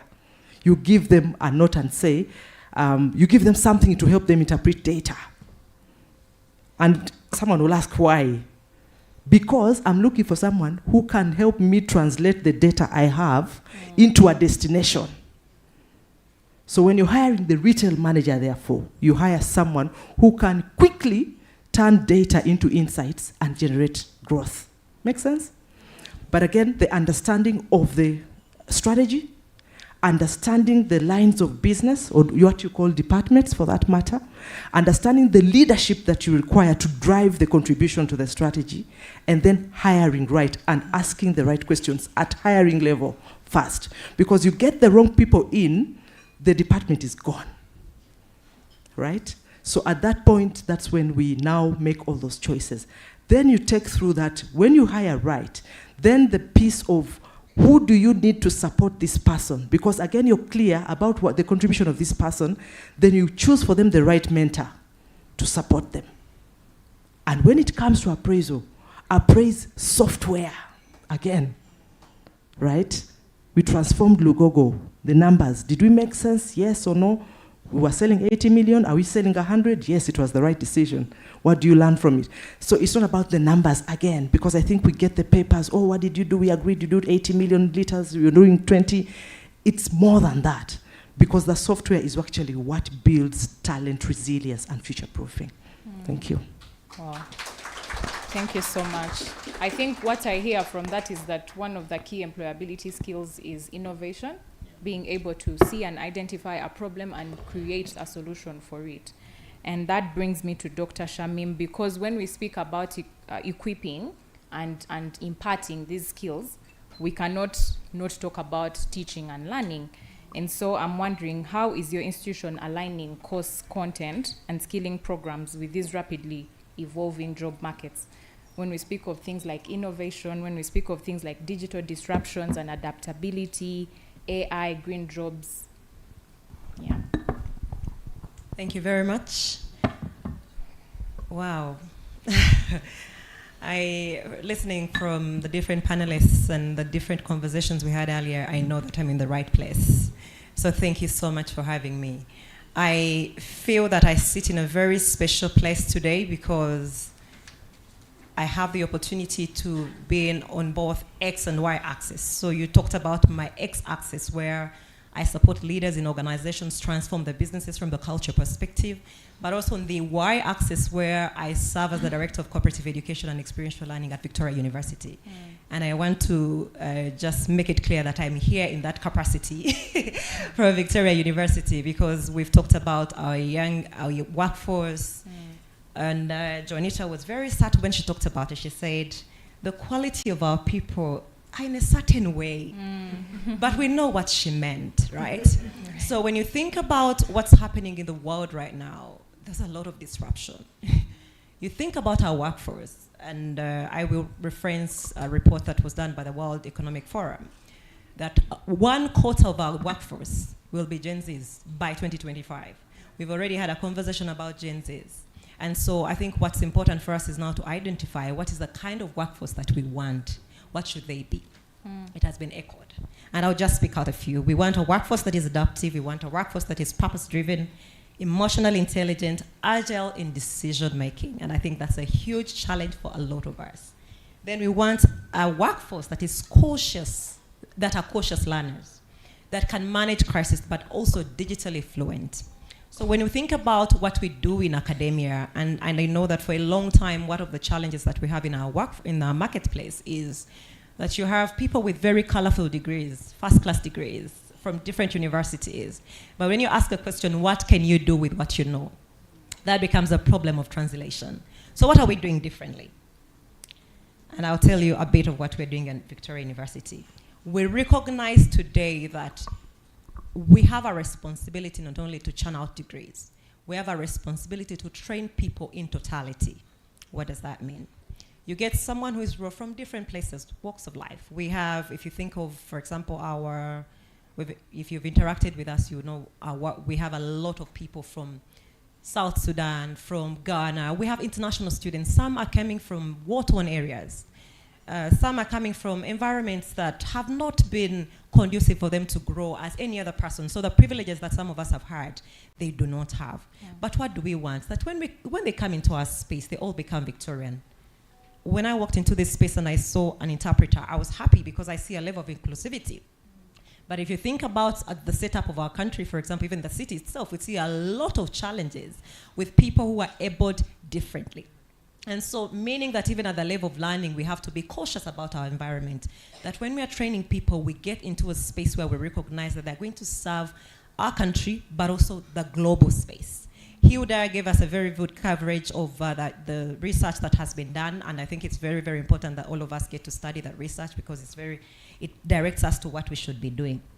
But what we are doing is embodying the future of work competencies in every curriculum. Because it's not just about you doing a particular degree and not thinking about what is the future of that particular program, what is it going to be useful for, what is the kind of leader that we want in that particular program. So when we train our students, we go back to the core. Some of them walk into university and we think they know the basics. Some don't even know themselves. Today, some of the challenges we have in organizations, why people clash, You have managers who don't want to look at each other. Someone say looks at me in a certain way, so I will not speak to them for the next 2 weeks. It's because we have deep-rooted challenges. Initially, someone talked about mental well-being. And we underplay these things because they actually show us where we've come from. So getting to sit with people to interrogate their purpose, what is their core, looking into their strength, can we develop their abilities from that perspective?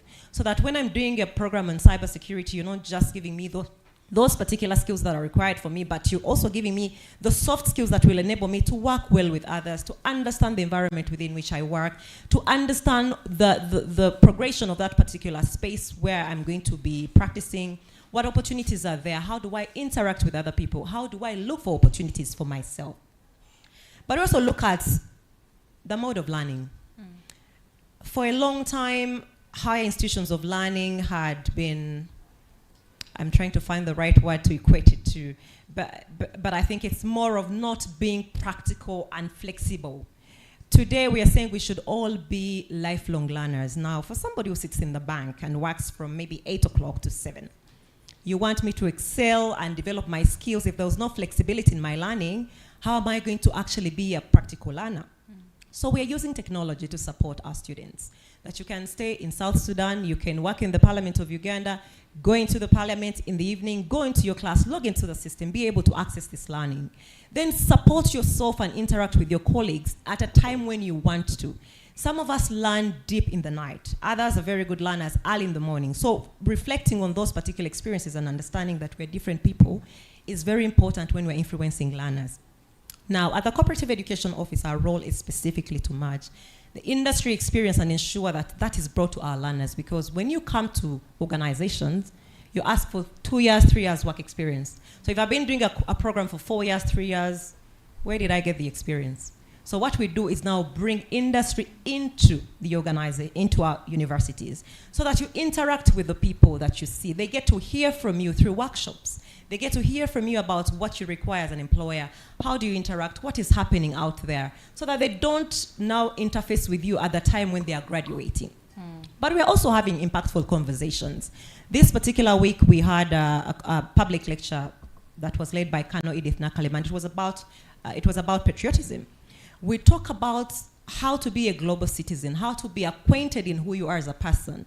Some of the challenges we see in organizations where people riot, vandalize property, she talked about it. So for you who are working in environments where it's really industrialized, you're investing a lot of money. That kind of behavior where people are not grounded to understand that we can disagree, but disagree in a way that is respectful, respect diversity of thoughts, listen to each other, but also agree to disagree. It's okay. But do it with intention, with purpose, and understanding that we all bring something of value. So opening up a space where people can listen to each other, appreciate the difference we have, but still go away knowing you and I are different. But there are things that make us unique. There are things that really should contain us as a people. So we're doing a lot of that to get our people to recognize that at the end of the day, when you are at a university, see yourself as a professional. You're not going to be a professional student, because no one wants to hire a professional student.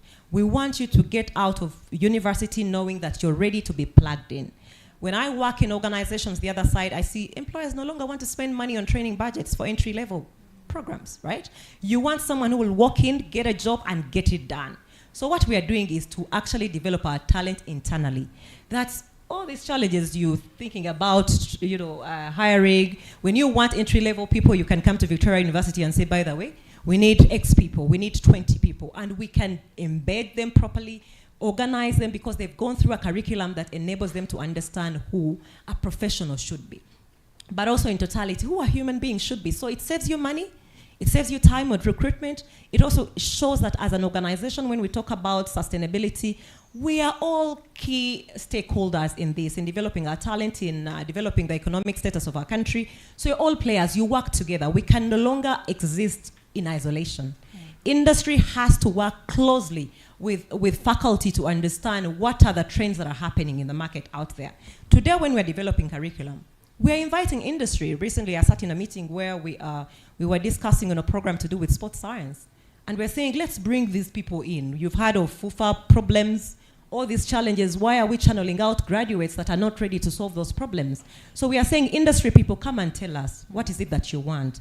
So that as we look into structuring programs, we are bringing something out that is necessary for you, that will be productive on day one. Thank you. Wow. Thank you so much, Dr. Shamim, for that. I think it's quite very, very fundamental, and it has stood out a lot that partnerships between academia and industry are very, very necessary, yeah, for us to be able to churn out the kind of workforce that we want to see and that the recruiters want to see. However, like Dr. Shamim said, the recruiters in the industry are the ones to tell academia what is it that you want. But even with you having to do that, there's a lot of emerging roles and digital disruption still. So I'd like to find out from you, Paul, how are you able to forecast and plan for future skills within your organization so that you can be able to identify what partnerships will be most helpful?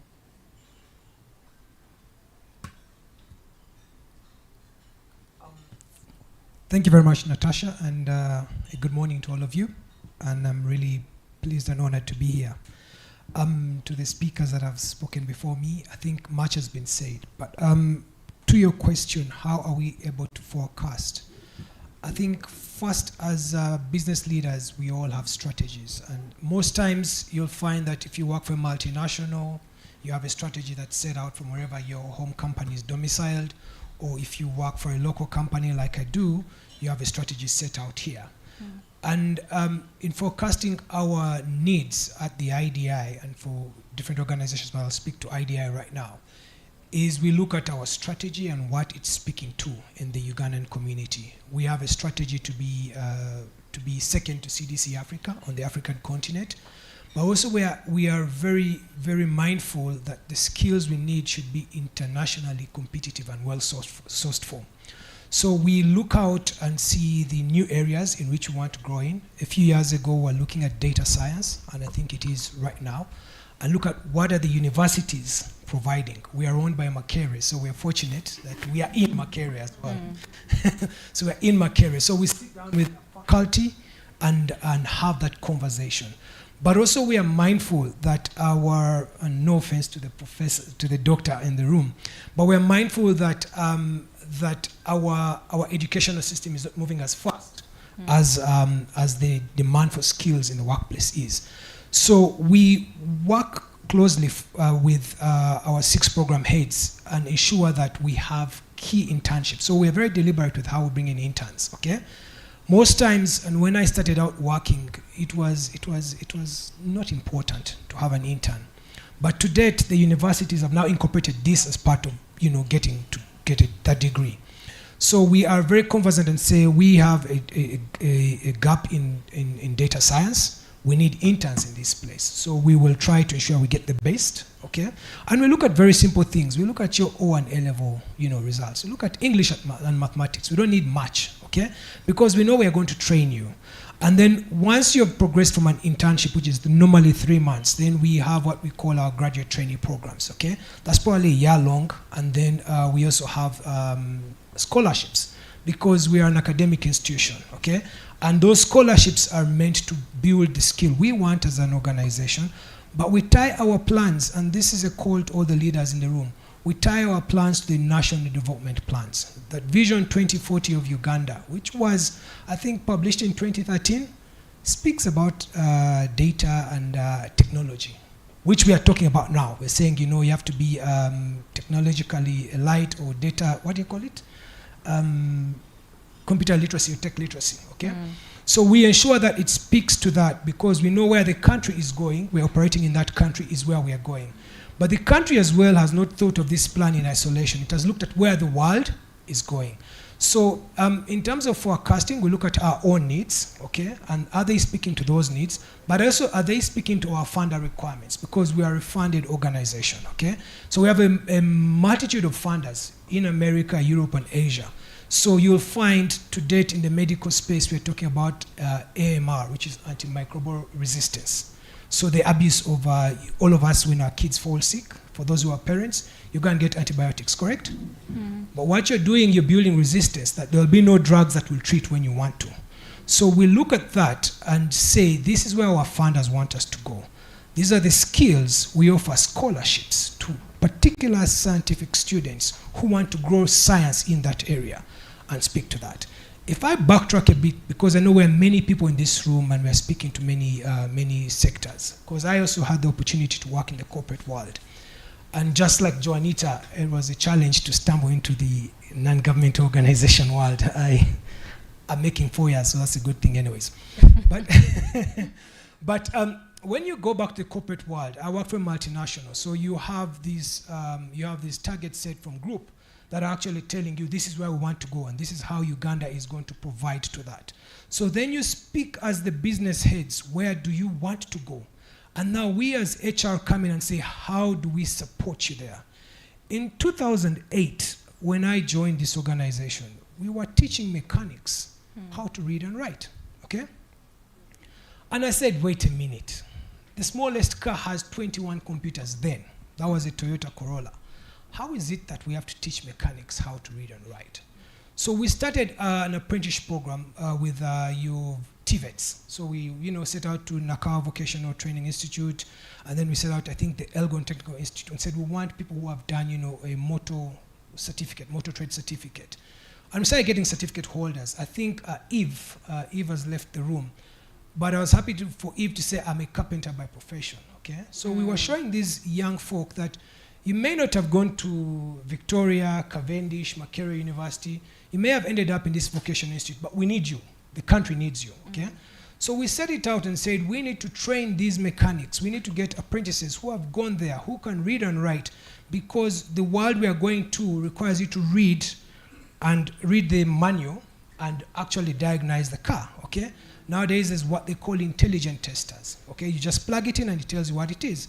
But here I stumbled as like we're teaching B for boy, A for apple. I'm like, no, it cannot happen. So we then deliberately at that point started the apprenticeship program, okay? And we actually showed these young folk a career path that you don't need to go and get a master's degree. If you go through the ranks of this training program, you'll become a master diagnostic technician, equivalent of your master's, okay? And then that will be able to actually give you a salary, decent salary that you may want to aspire. You don't need to be a manager, okay, at that point. So we worked well, and then at one point we were bringing 10, 20, and sooner or later we're bringing 30. I don't know if they do that anymore, if they bring in as many as that. But we're not producing for us. We're producing for the Ugandan market and also the market outside Uganda.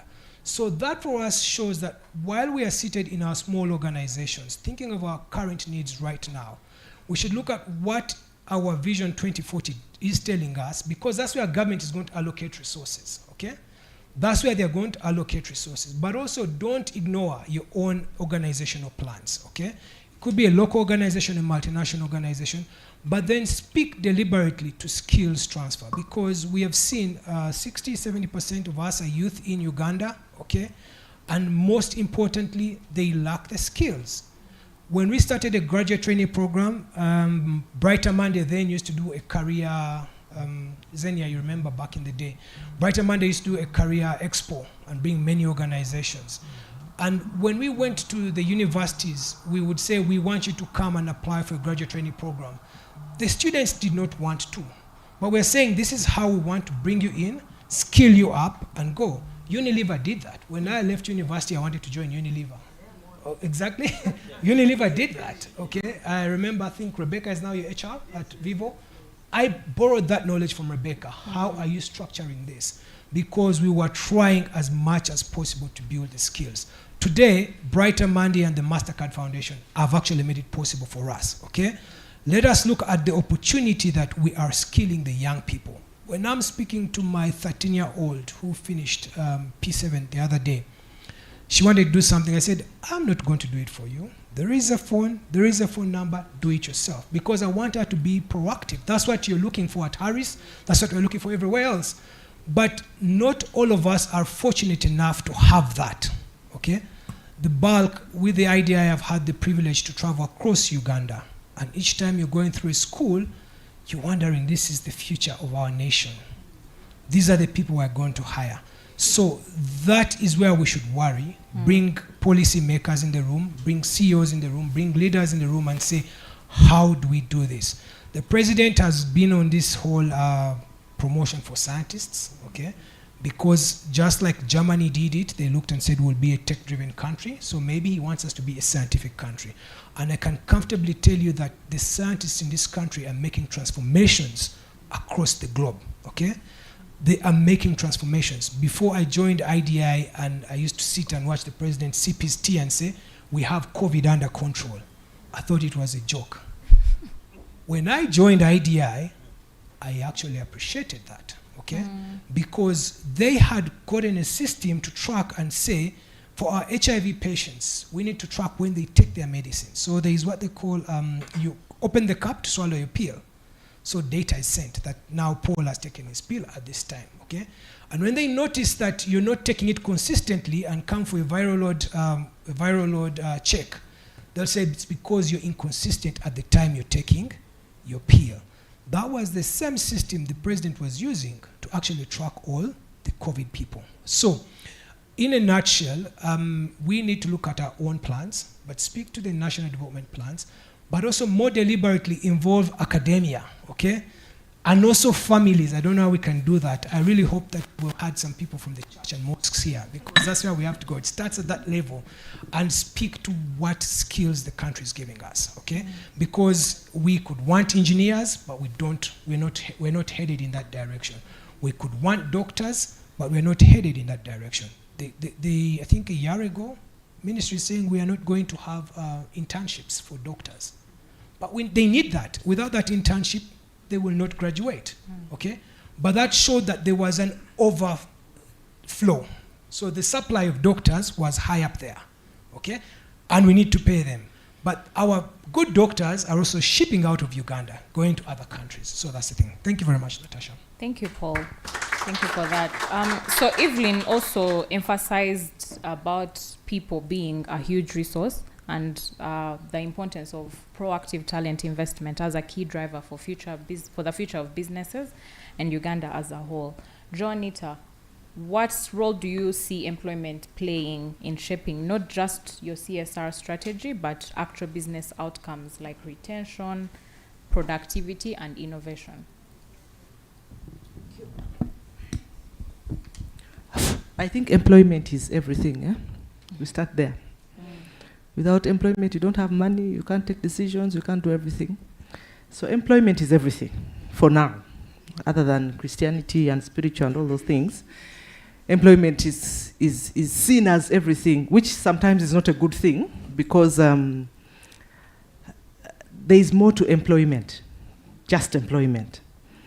How do we bring the shift that you can be an employer instead of employment?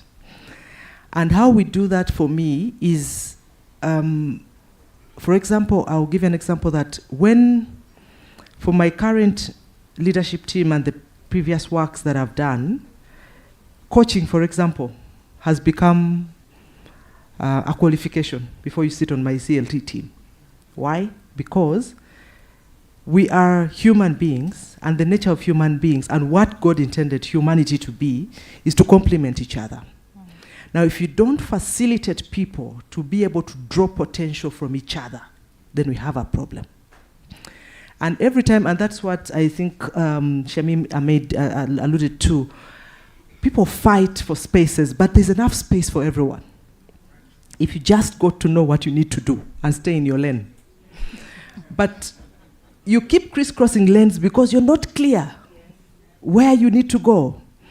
And for me, coaching plays a key role in that. And I think for Dr. Shamim, if you can just start inculcating coaching before you get people into employment, they need to understand the value of complementary existence instead of fighting for the same space. Because I think many of you have had women fight women. I've uplifted most women in my organization, and I'm very proud of it, because I know what they can do. But I think the clarity of your contribution as a human being comes from an equipment of the fact that you have potential in you already, but someone just needs to help you to get it out. Now we need, if we can embrace that, even in our leadership, as we employ, get it to be a part of your induction. Why not? Get it a part of your induction. Let people learn to extract potential from the other. Teach people how to live complementary to the other. It's not a fight, guys.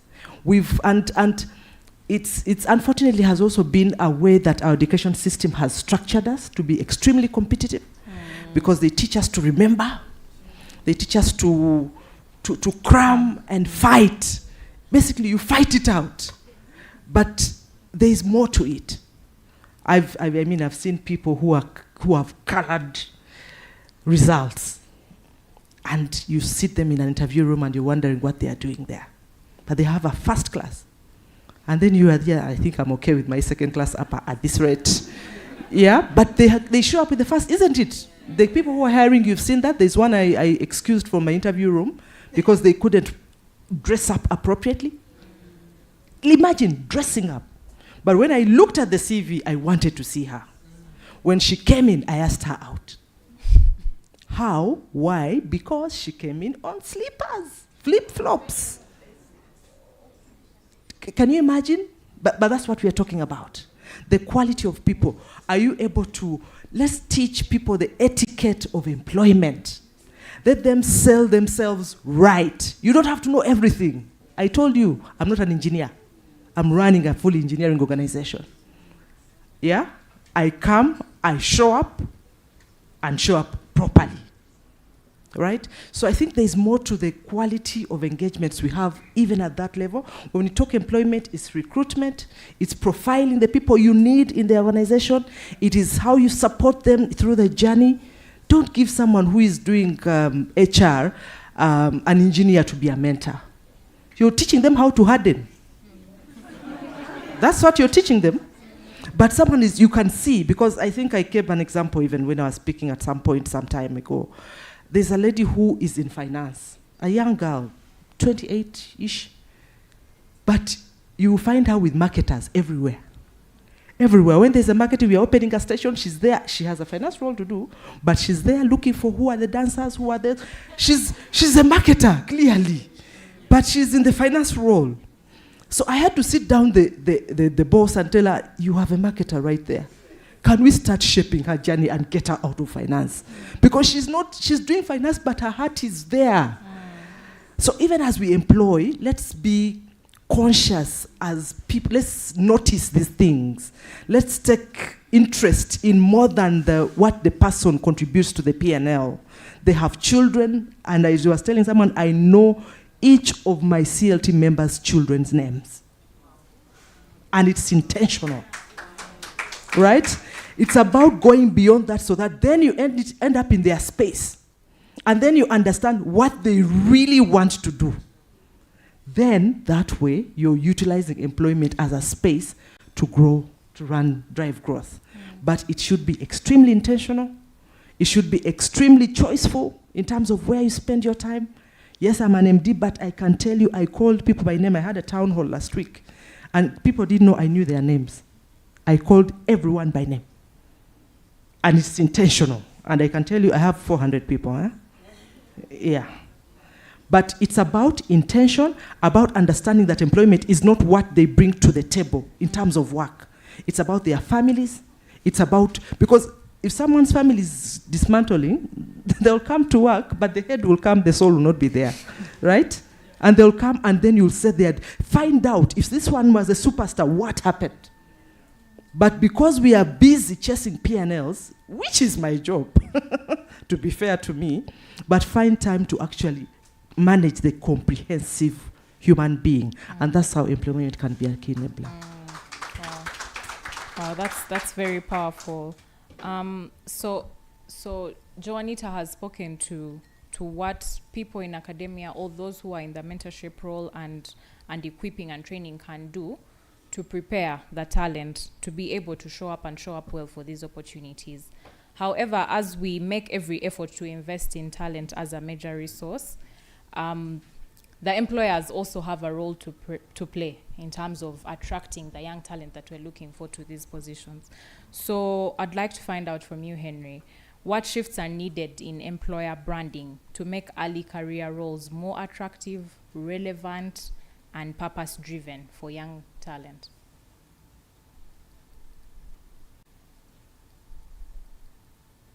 This time it worked. Thank you, Natasha. Listening to Joanita, first, before we look at the employer, I think this whole notion of coaching, we're just taking it lightly. Right now, just pick bank on that point, Natasha. In the bank, we've instituted a policy that coaching is a mandatory training or development at all levels. And I think that's why Joanita is taking it, and she's on the right direction. And we have a coach who does individuals at a management level, but also does group coaching. Because again, you need to make sure that what you're picking as an individual, you're able to bring to the table and share with everyone. But going back to your question, Natasha, about employer branding, I think for me a couple of points. Number one, the employer must first of all be a proper employer. We really have a big problem, especially in this part of the world, with employers who are not aligned and do not understand even the business they are in. And initially it started like as if HR advancing human rights. Don't get me wrong, this is not what we're talking about. We're talking about a business that is in the business of making business.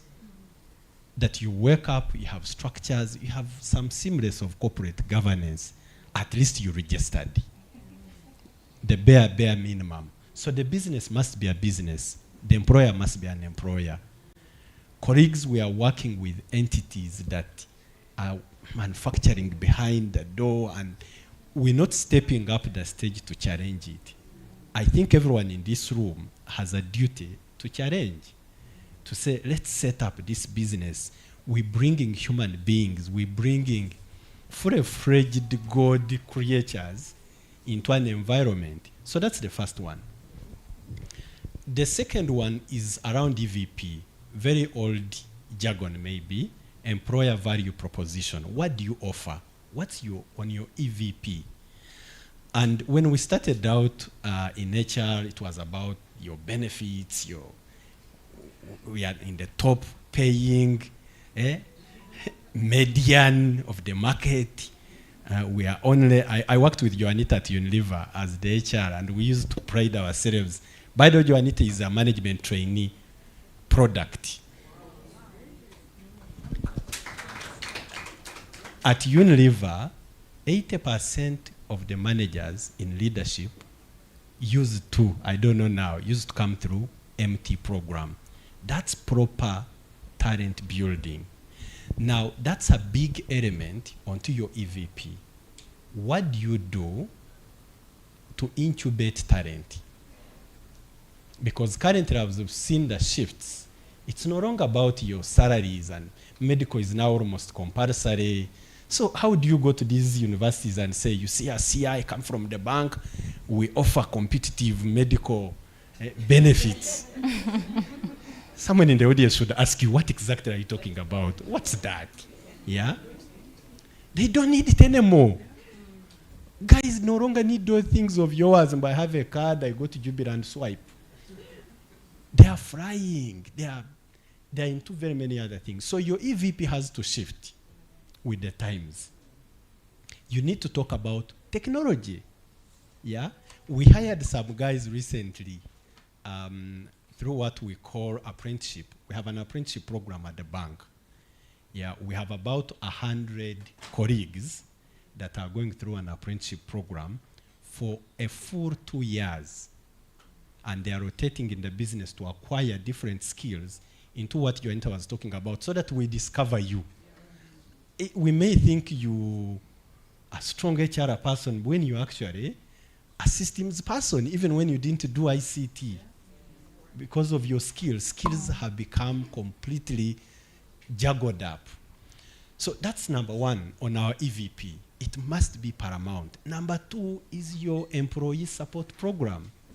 It has shifted to that. It's no longer something to cry for. What do you do? Mental health.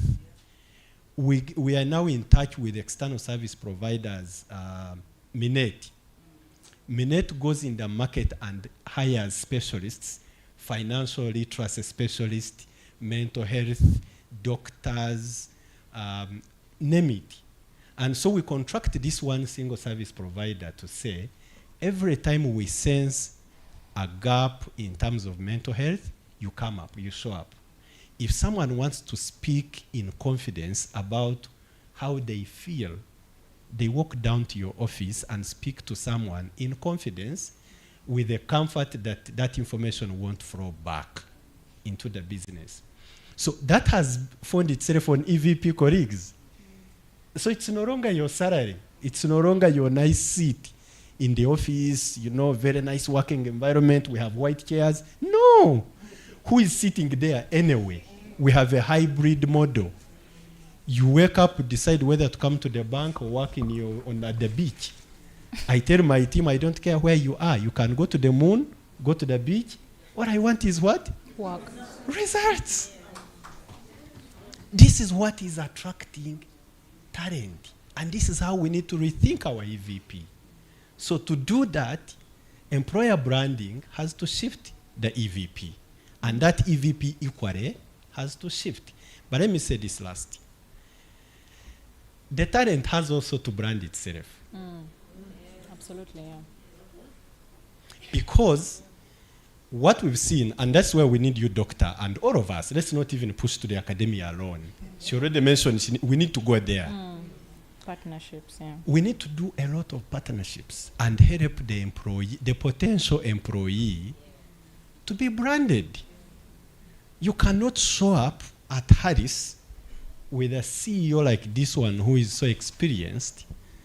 Already he's shifting his mindset, and you're still thinking about, you see me here, I come from the most engineering background in this country. It's no longer working. How are you showing up, like Joint again was saying? What are you selling? What did you come to the bank like ABSA to sell to me? Because my customers here, if I had to go around the expectation of the bank, 99% is not the traditional banking service they are looking for. If I did that survey. So why would I hire someone because they have studied finance and accounting in the old banking style? So the potential employee has to brand, and it's my job, it's our job collectively to try and facilitate that branding. From a skilling angle, from the appearance angle, from what they are bringing into the business, and also the agility. Colleagues, what we're seeing in the market also is, I don't know who said it, made Dr. Shamim, so much first classes, degrees, and so many piles of certificates. But when you put someone on the table, my goodness, the mismatch between the CV and the delivery on the table is mind-boggling. You go home and say, okay, I thought I did proper analysis of the candidate. What went wrong? Eh? You go there, look at the person, the manager calls you, we are into confirmation phase, and you, the HR already, you're saying this person shouldn't be here. Shouldn't be here. And we need to analyze that gap and be able to come in. Thank you, Natasha. Thank you so much. Thank you so much. We have a very huge dilemma because training, but also Dr. Shamim had mentioned that, you know, employers are not willing to spend on, you know, budgets for training for entry-level positions, but also we are seeing the role of management traineeship programs within the organization. So, Susan, as business leaders, we all usually, even you mentioned it, that, you know, your hiring is based on competence. And also there is a natural tendency to gravitate towards hiring based on experience. And many employers cite out the lack of experience as a barrier to hiring young people. So how can we shift from that mindset to one of co-creation and skilling in the workplace?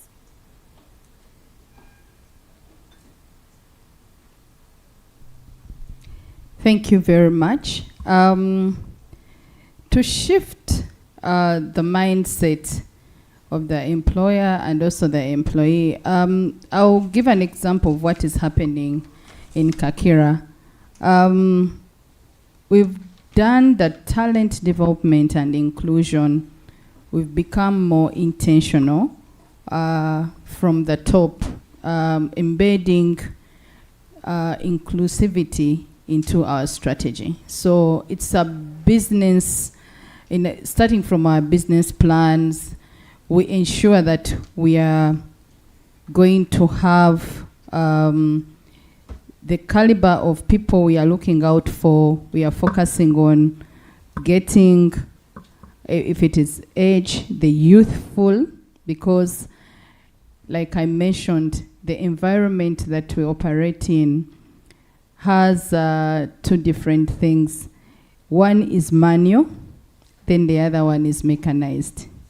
So the manual part requires someone who is youthful, energetic, and flexible, agile, and you're not going to get that from the space of the universities that we have, or we have to build that kind of person. So to do that, we are already in partnership with different institutions. That is so great. However, we have also decided to have two foundations. One focuses on the region that supports all the communities in building artisans.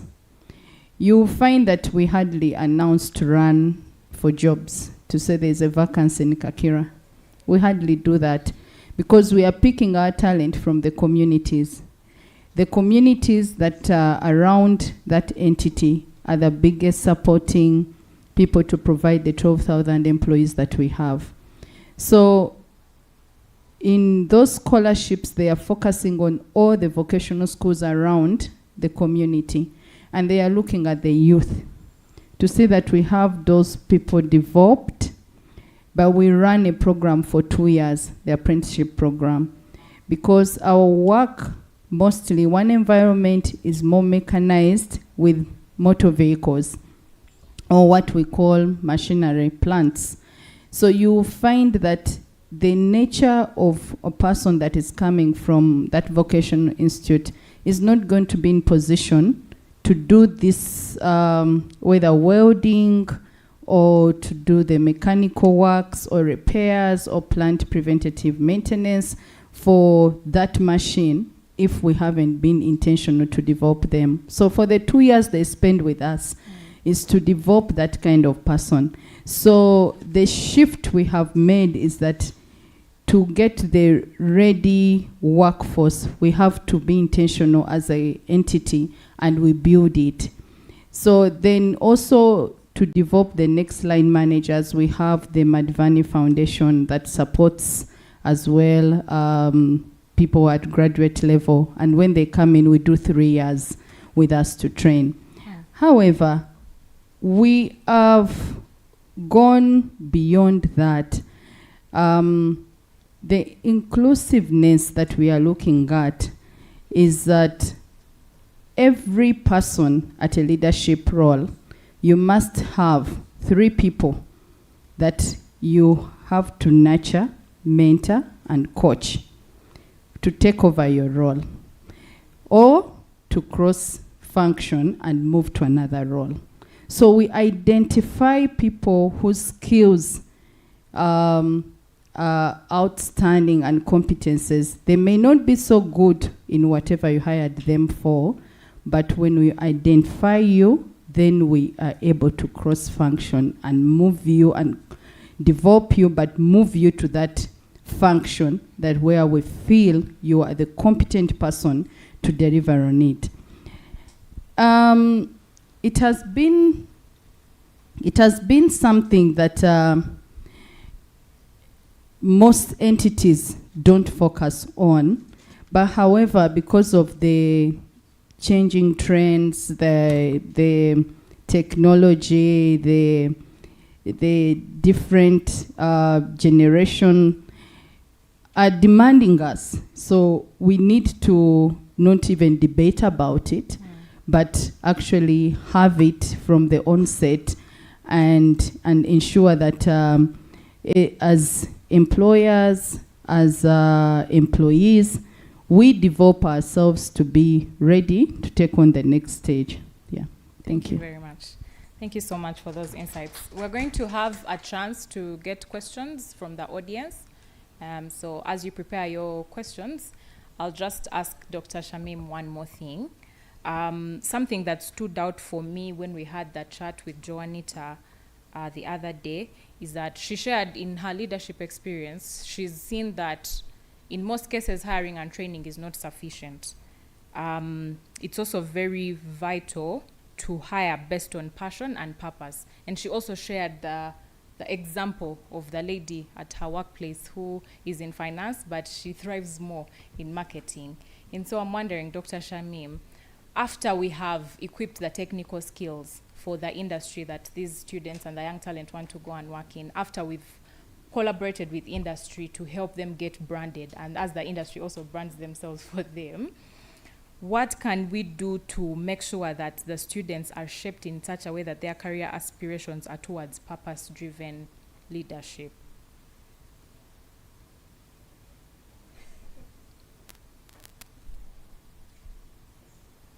Thank you very much. I will start with what Joanita said, that coaching before employment should be a must. And I feel so happy that I'm in this seat today because the conversation we're having is very, very important.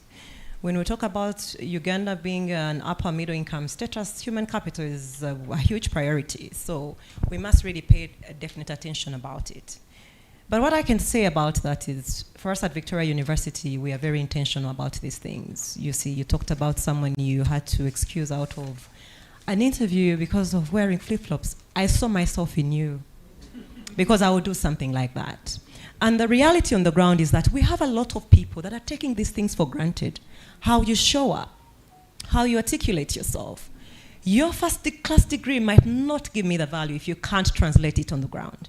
So these things are very, very important. So some of the things we do, we have, under the Cooperative Education Office, we have something we call Career Readiness and Employability Program. And that program has a curriculum that runs for a whole year. As long as you're at Victoria University, in your first year, you must take that program. And we tell our students that it will be very unfortunate that you complete your degree, you're going to graduate, but you have a retake in career readiness, right? Because we believe that you can only translate value that has been imparted in you. The truth of the matter is, we see institutions of higher learning as the person at that level, you're doing your first degree, you're an adult. Yes, you're an adult, but we're going back to the basics. There are a lot of students that walk out of their households, and their parents can't say, why are you wearing flip-flops? Can you change your top? You see people wearing retards into a classroom. And I will ask my colleagues to stand up for recognition, and they will attest to that. Please, from our Cooperative Education Office, there they are. They will tell you. On the first day of orientation, normally when we do orientation, we take our students through this so they know what to expect. And I tell them, I find you in the lift and you're wearing slippers. I'm going to find security to take you off these premises. Because the truth of the matter is, you might not get an opportunity to tell the person what happened.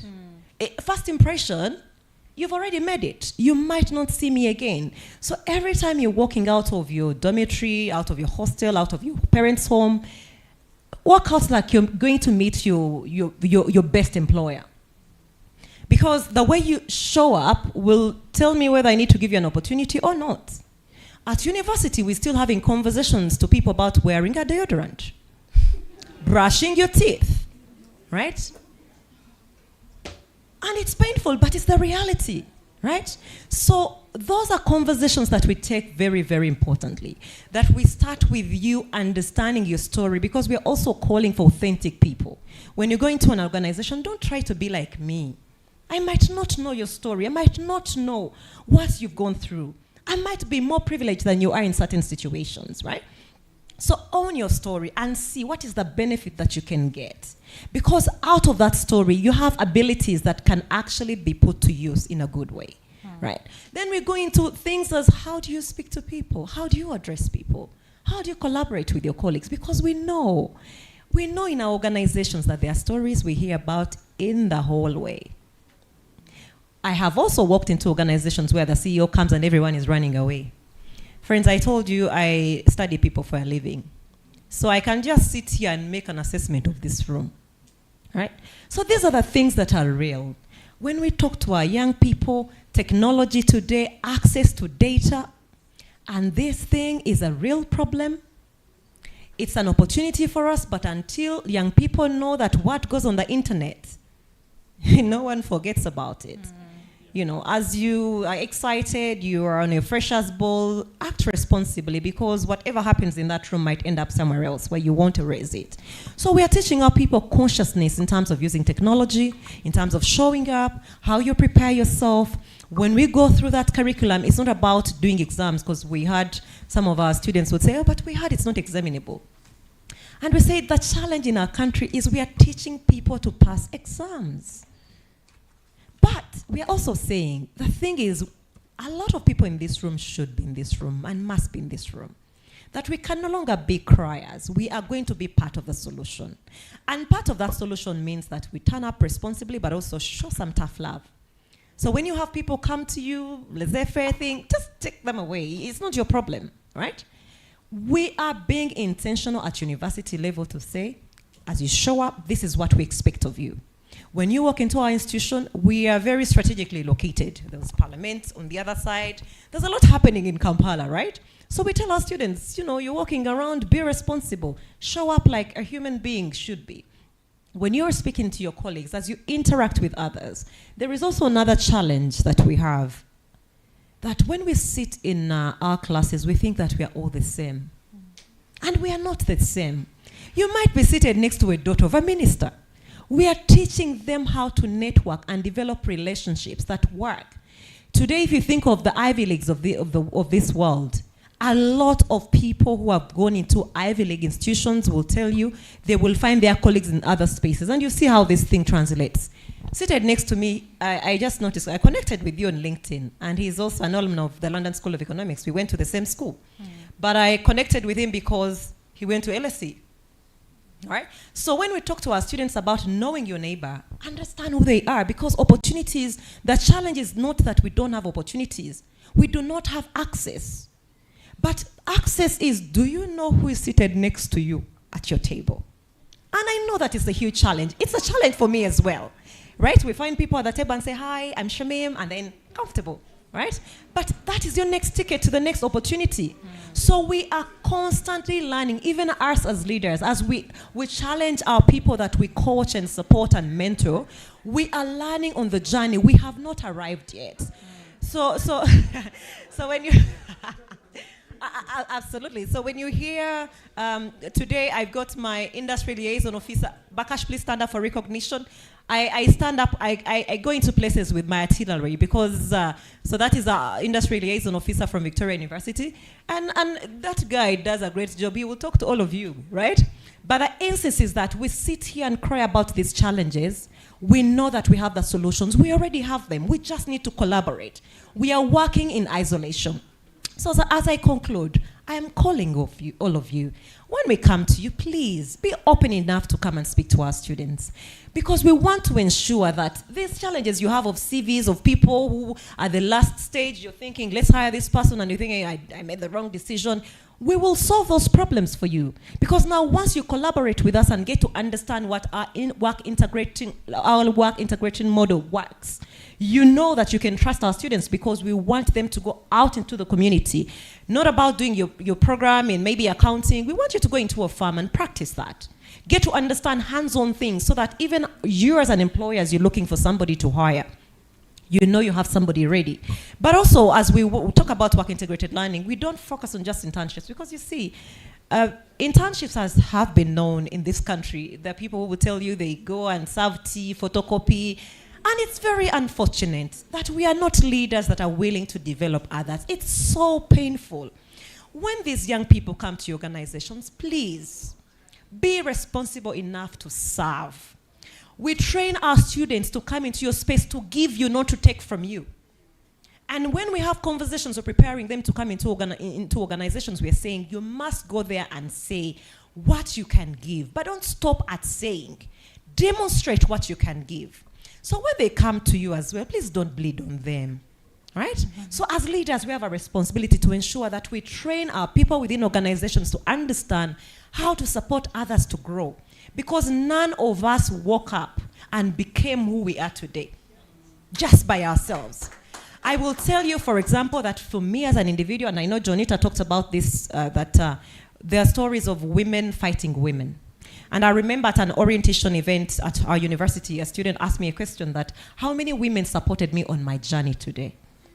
Right? And I'll be honest and bold enough. There are few. There are few that did their bit, but even what they did, I value. And today, even when I meet them, I say, you know that you are one person that crafted this. You did something that nobody else would have. But there are so many men that have supported me. And not because I'm a beautiful woman, because I am anyway, right? But because of the value that I bring. So ladies, we are so many in this room. I am pleading with you. Let us show up and be an example. This room and the country, we are taking it over. We are the powerhouse. We make the decisions.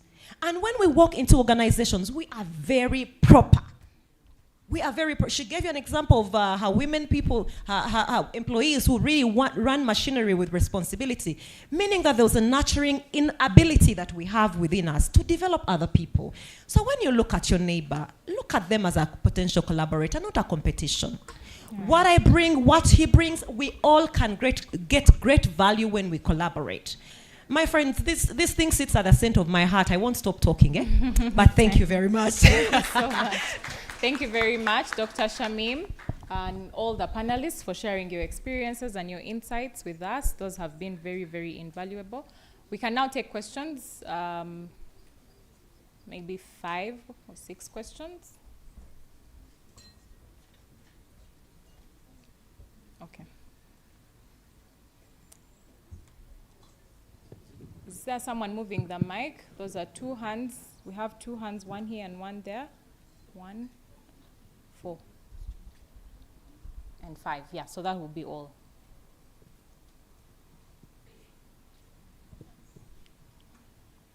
Kindly make your questions brief. Thank you. Please. My name is Miriam Appel, Chief Executive of Akeo Africa. We are a Danish social enterprise operating in Kayunga Buikwe with coordination offices in Kampala. My question, I think, would best be answered by Henry. It's related to branding. You made a brilliant submission when the question was asked. And I would like to say, in addition, we operate in the agriculture sector. As it stands, the industry itself does not stand out attractively to the young people. Try as you might. Yeah? How would you advise for agribusiness like ourselves to change that perception that is far-reaching among the youth? Thank you. Thank you. Maybe we'll take all the questions so that they can answer them all at once. Please try to summarize your question as much as you can. Hi everyone, my name is Josephine Karumira. I'm from Soul Hope. Not to forget, Soul Hope is based in Jinja. It's an NGO, and it's the only organization in the world that treats jiggers.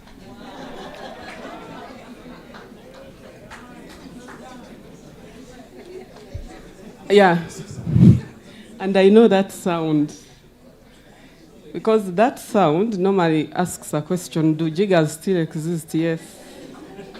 So many of them. We treat about 520 on average every month. In Bugisu, not Busoga anymore. So my question will go to Mr. Tumusime. We've talked about empowering, we've talked about coaching, we've talked about, digitalization and everything. My simple question is, when do we then fire people? Because we are talking about hiring and maintaining and retaining. All right, thank you very much. Thank you. Next question.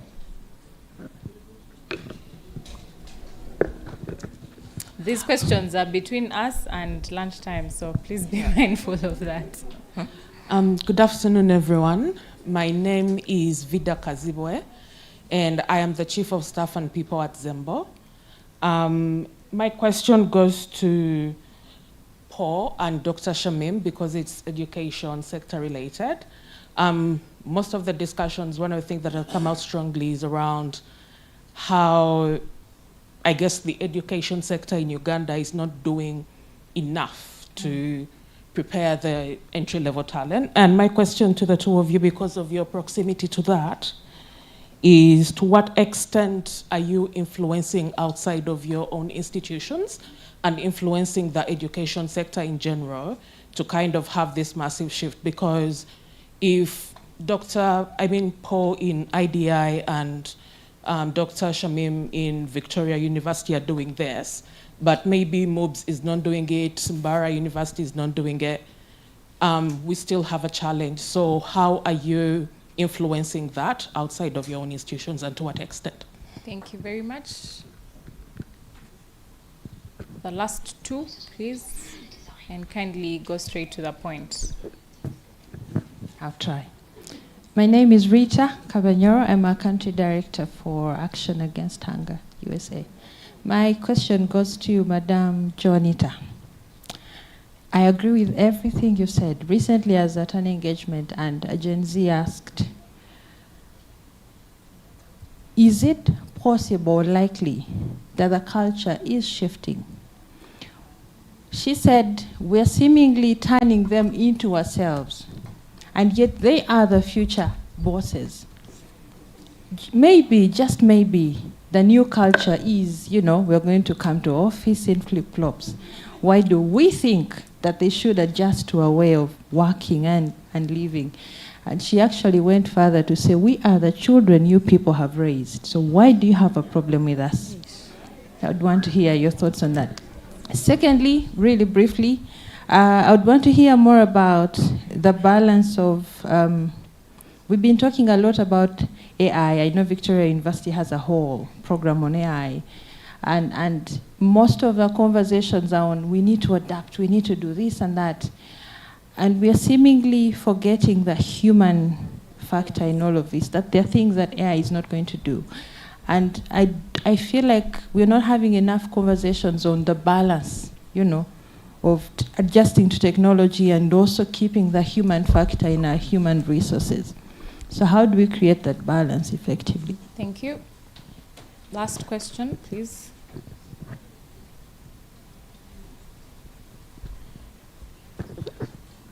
Thank you to all the presenters. Flavia Traire is my name. I'm currently consulting with SIHA Network. We also work with women, incidentally. But before I even ask a question, I just wanted to thank all the presenters. I think you did very, very well.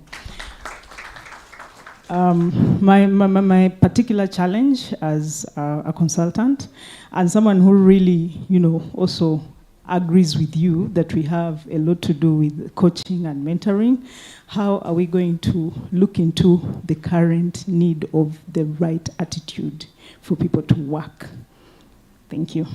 Thank you so much for those questions. I'll have our panelists respond. You each have only a minute to respond to the questions that were given to you, and then we can proceed. We can start with Joanita. All right. I think the question that was the lady who asked the question about the possibility that we are shifting culture into other people, shifting people to become us. First of all, it's wrong to even want to be like somebody. It's wrong. Why? because we are all, she talked about purpose. If we all understand the reason and our contribution in the garden of life, we have no business turning other people into us. Because purpose is about establishing your contribution or your role in the garden of life. That is the sole essence of humanity. Let everyone do their piece of purpose. So clarity of my purpose should support me, should be an enabler to make sure I don't turn anybody else. Even my child cannot be me, because their calling is totally different from mine. And we need to start nurturing that. I think where I have a problem is that because we don't understand our purpose at a certain level, we don't support others to understand theirs. I took my CLT through a purpose class myself because I had understood my purpose. And so I needed to leverage every other person's purpose to see where to position them to get the best value out of them. So there is no such thing. If you see a leader who is trying to transform you into them, ask yourself, are they clear about their purpose? Because I have no business being led about by someone who has no purpose clarity. So if there is purpose clarity, there is no reason for me to translate you into me, because I may be a spade, you may be a spoon, but we cannot all be putting sand on the tipper. You can imagine how long it will take me because I'm a spoon and you're a spade, and I'm trying to get you to do a job that is for a spade or a spoon. You understand? So I think for me, in terms of transfer, you have no right to teach someone to be like you.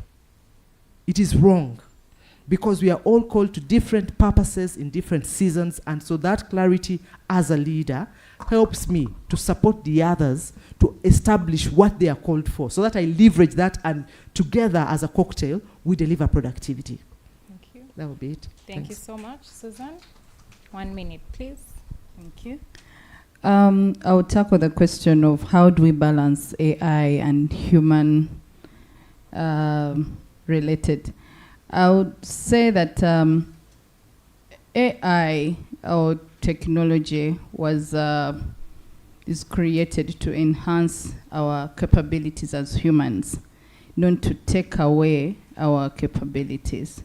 So in balancing it, we need not to lose the human part of our being, because I'll give an example. It's a tractor. It's a 600 horsepower. It is going to dig for me 10,000 hectares, but it requires a human person and who is going to operate it. Yes, it would have replaced maybe 10,000 people that would have taken 10 months or 10 years to dig that kind of space. However, it is making us efficient. So we should look out for AI solutions that do not replace our human capabilities. For example, greeting, yeah?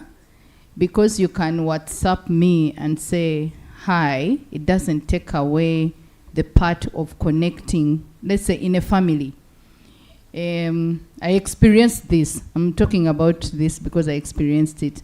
I happened to have given my daughter a phone, and then when she met me in the dining room, she didn't say hi, mommy, or good morning, mommy, because she had sent me hi, mommy, in the morning before I woke up. So when I told her, hey, did you sleep well? She said, yes, I did. And then I kept on looking at her. Then she said, oh, you need a hug. I looked at her and I told her, what happened? She said, but I already said good morning. Don't feel bad about that. I said, and I have proof.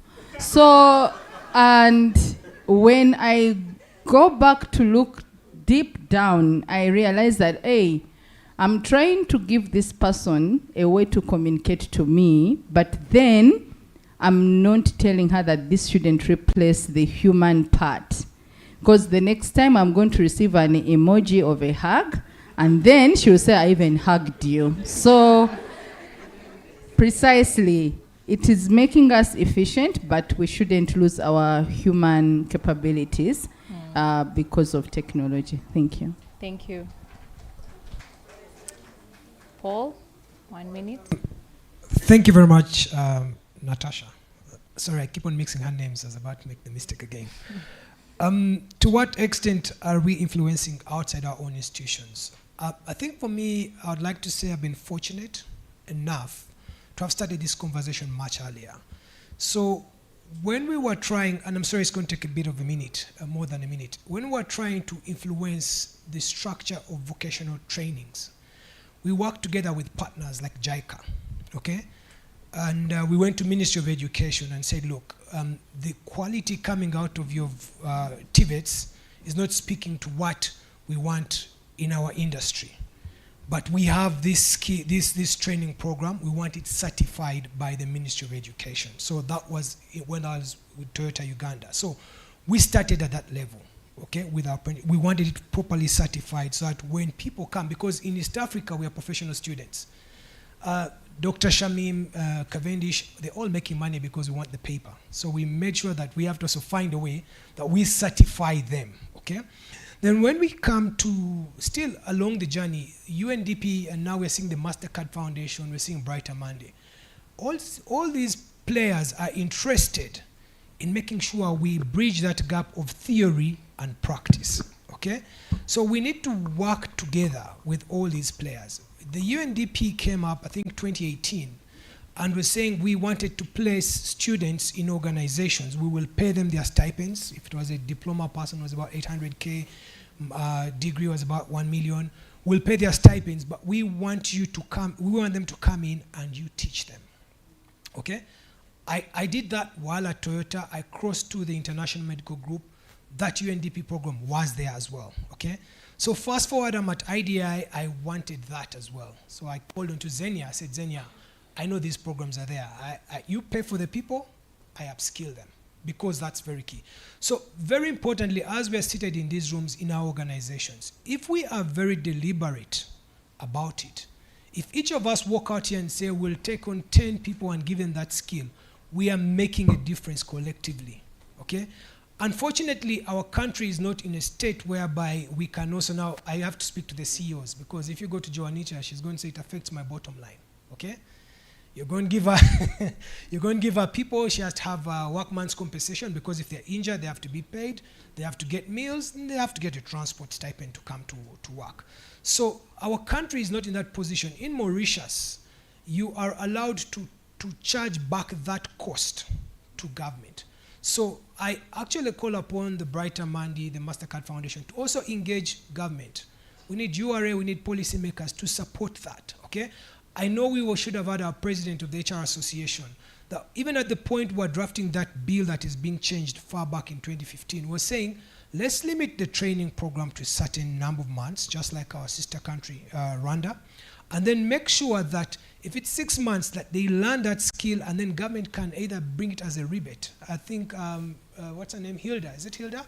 Hilda mentioned that if you employ people with disabilities or differently abled people, you get tax rebates, okay?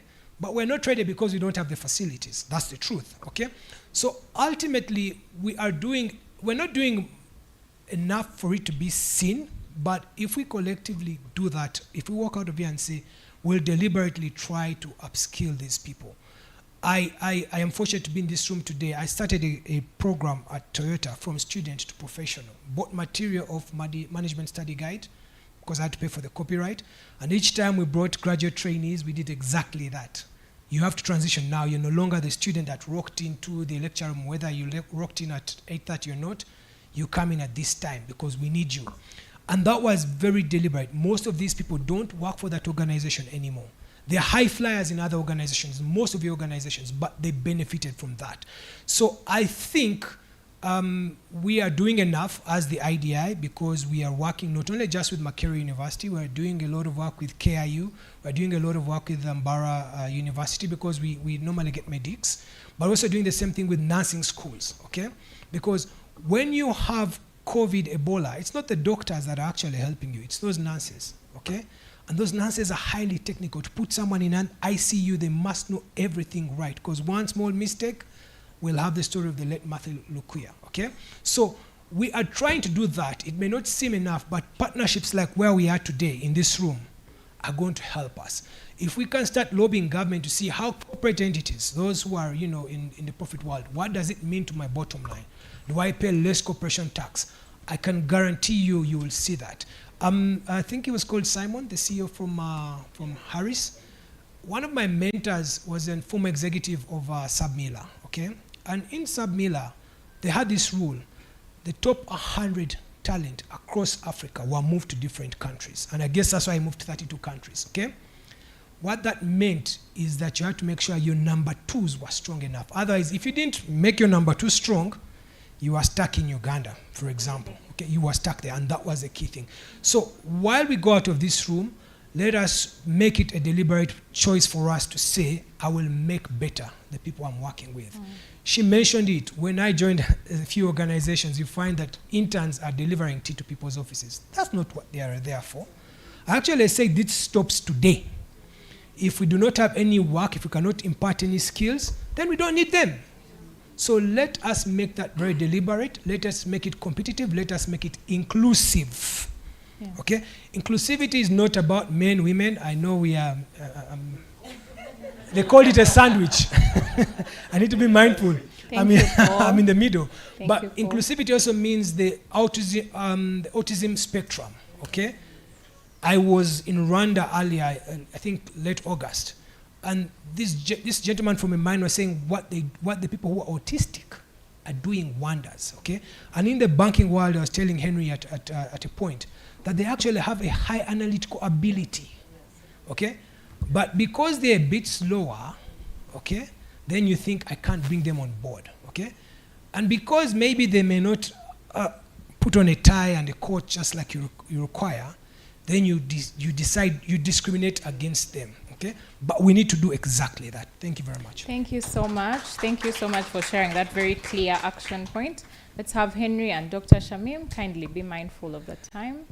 Thank you. Yeah, Miriam, the biggest controversy in this country is around agriculture. We've killed agriculture ourselves.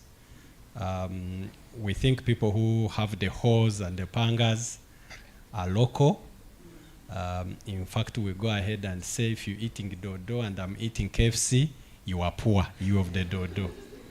This is the biggest controversy that we have. When we got Kororo, you know the speech? Agriculture is key. It employs 70%, it's the backbone. But that doesn't seem to be reflecting all the way down.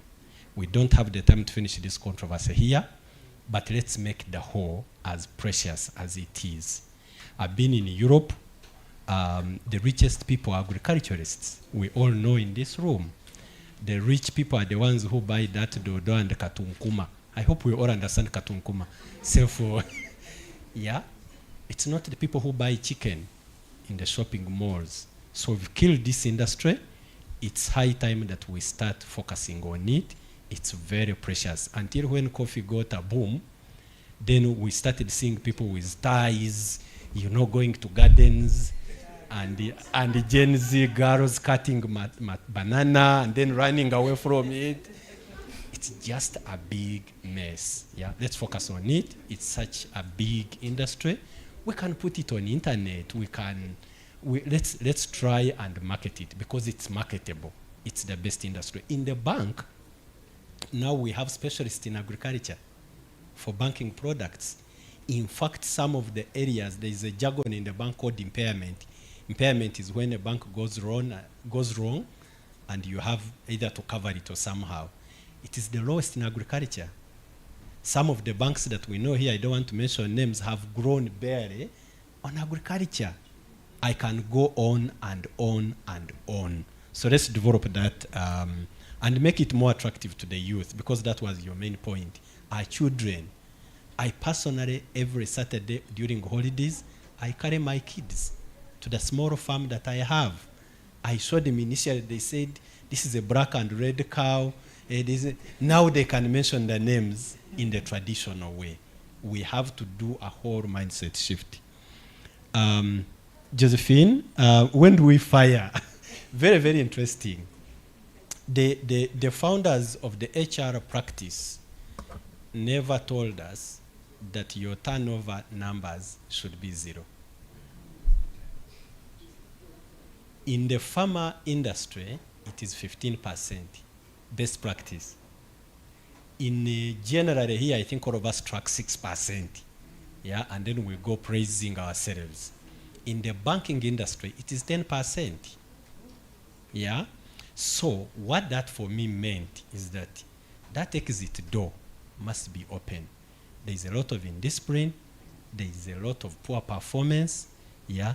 Because recruitment sometimes is a gamble. You can, sometimes you step on a very high good candidate, sometimes you get it wrong. Then you go back inside, you do nice coaching, you do training, you enhance, you attach a birthday, you go for all these lunches and dinners. It doesn't work.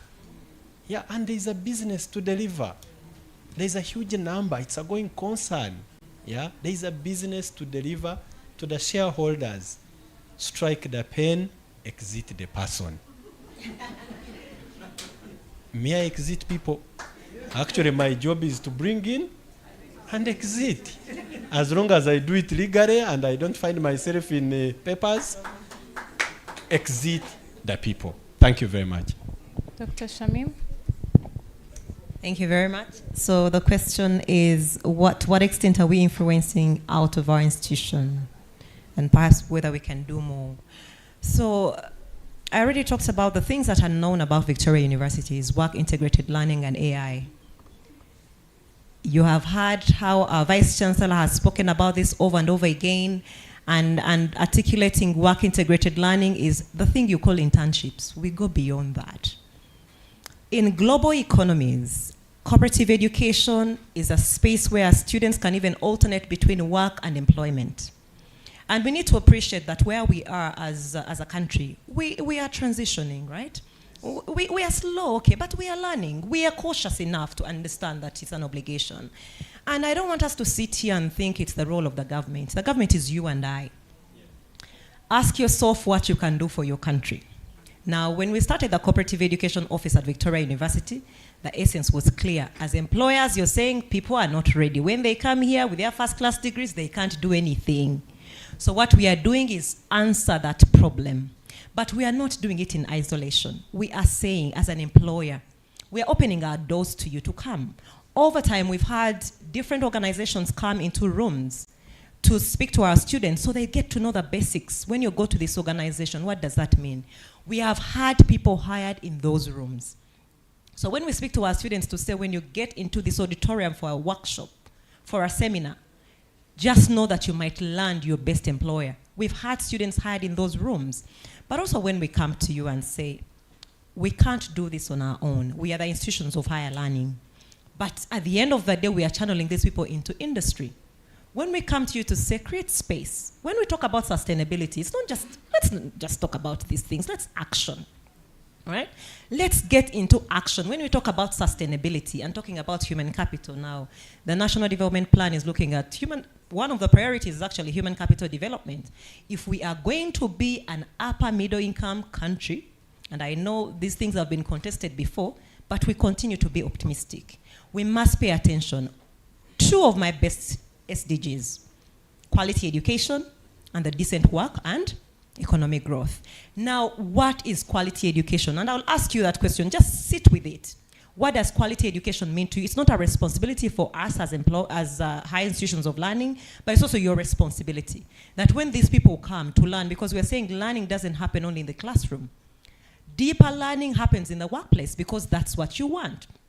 Our model of learning is 80%.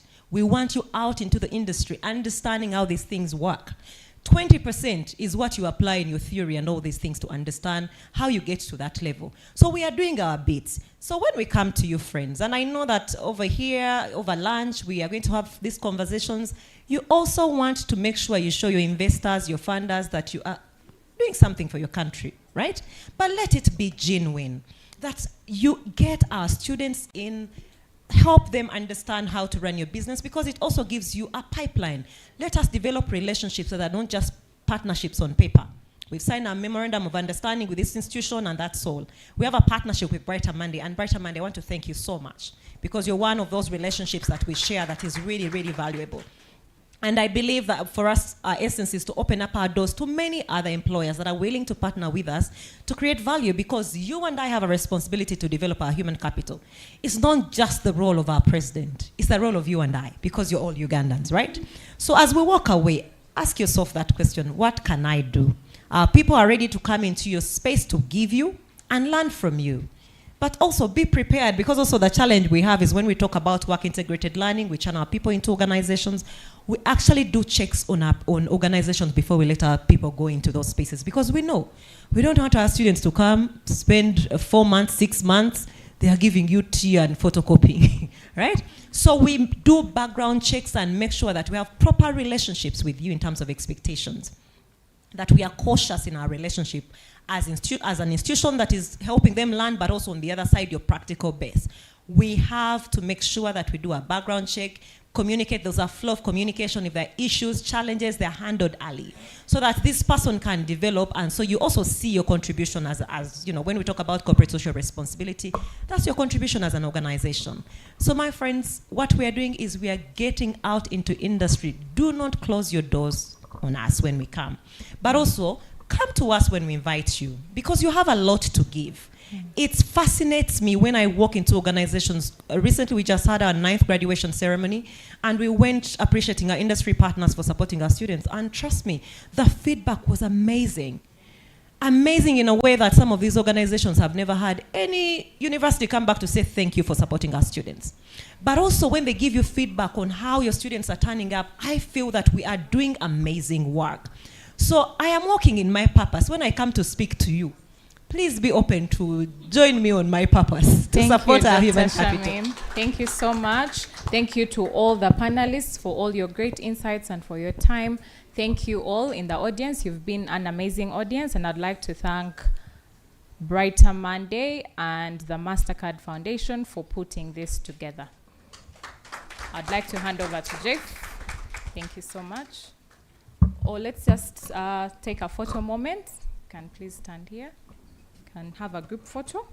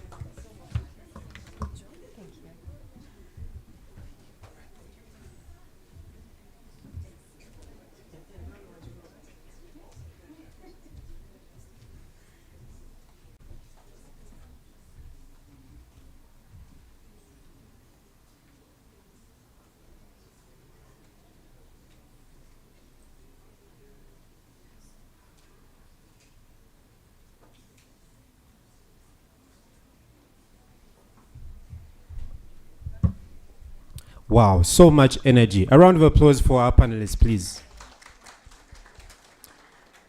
A round of applause as well for the moderator, Natasha. Thank you so much. Wow, it's been really, really, really massive.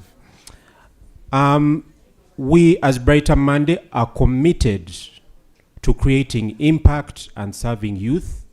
So our team shall share links to each one of you, where you shall be able to give us your commitments in regards to internship or volunteer opportunities for our youth that we are training under the Gen Kazi program in collaboration with the MasterCard Foundation. It's been such an honor, such a privilege to serve you today.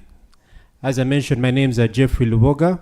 For me, workforce is a passion and it's a commitment. And I believe together we can create a much bigger, bolder next generation for Uganda. But before I close, I'd like to invite, as I had today, the CHOP, Pamela Kabahesi, and our country manager, Zenia Wachira, to give our closing remarks as we then depart for lunch and networking. Thank you so much.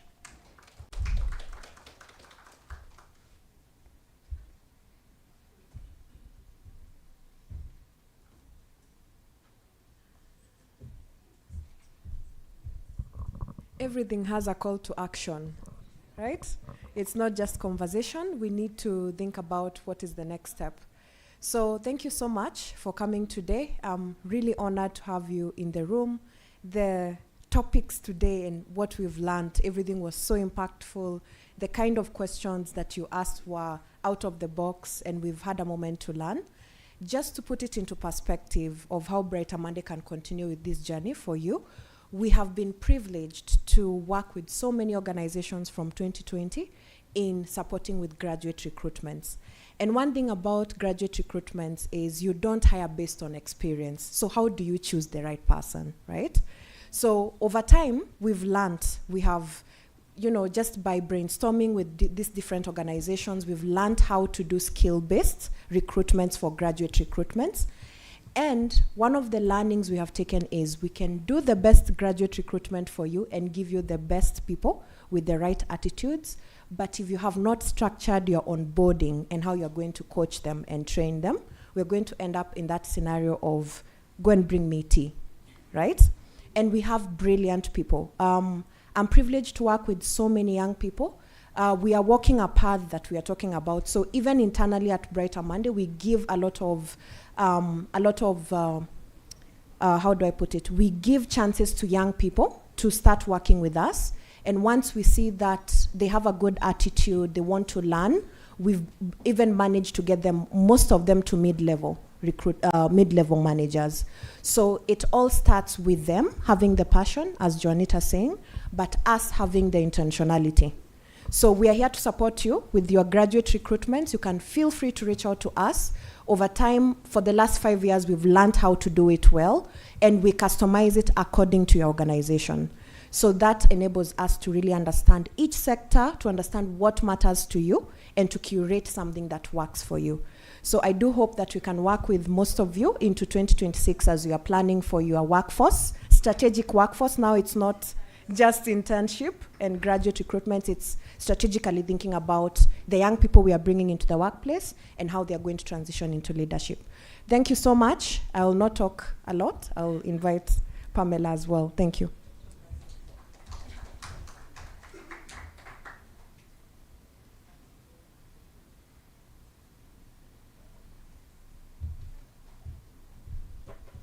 Ladies and gentlemen, I will not talk a lot, I promise.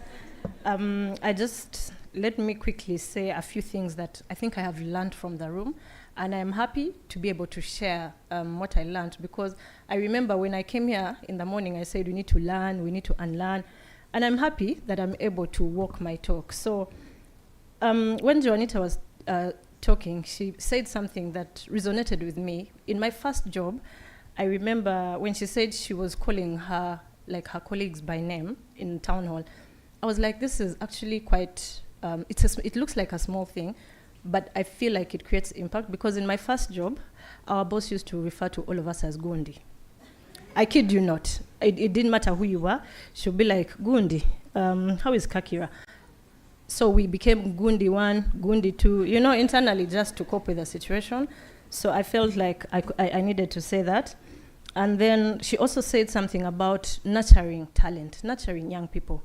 We must all accept, it has already been said, but we must all accept that we are where we are because somebody took a chance on us.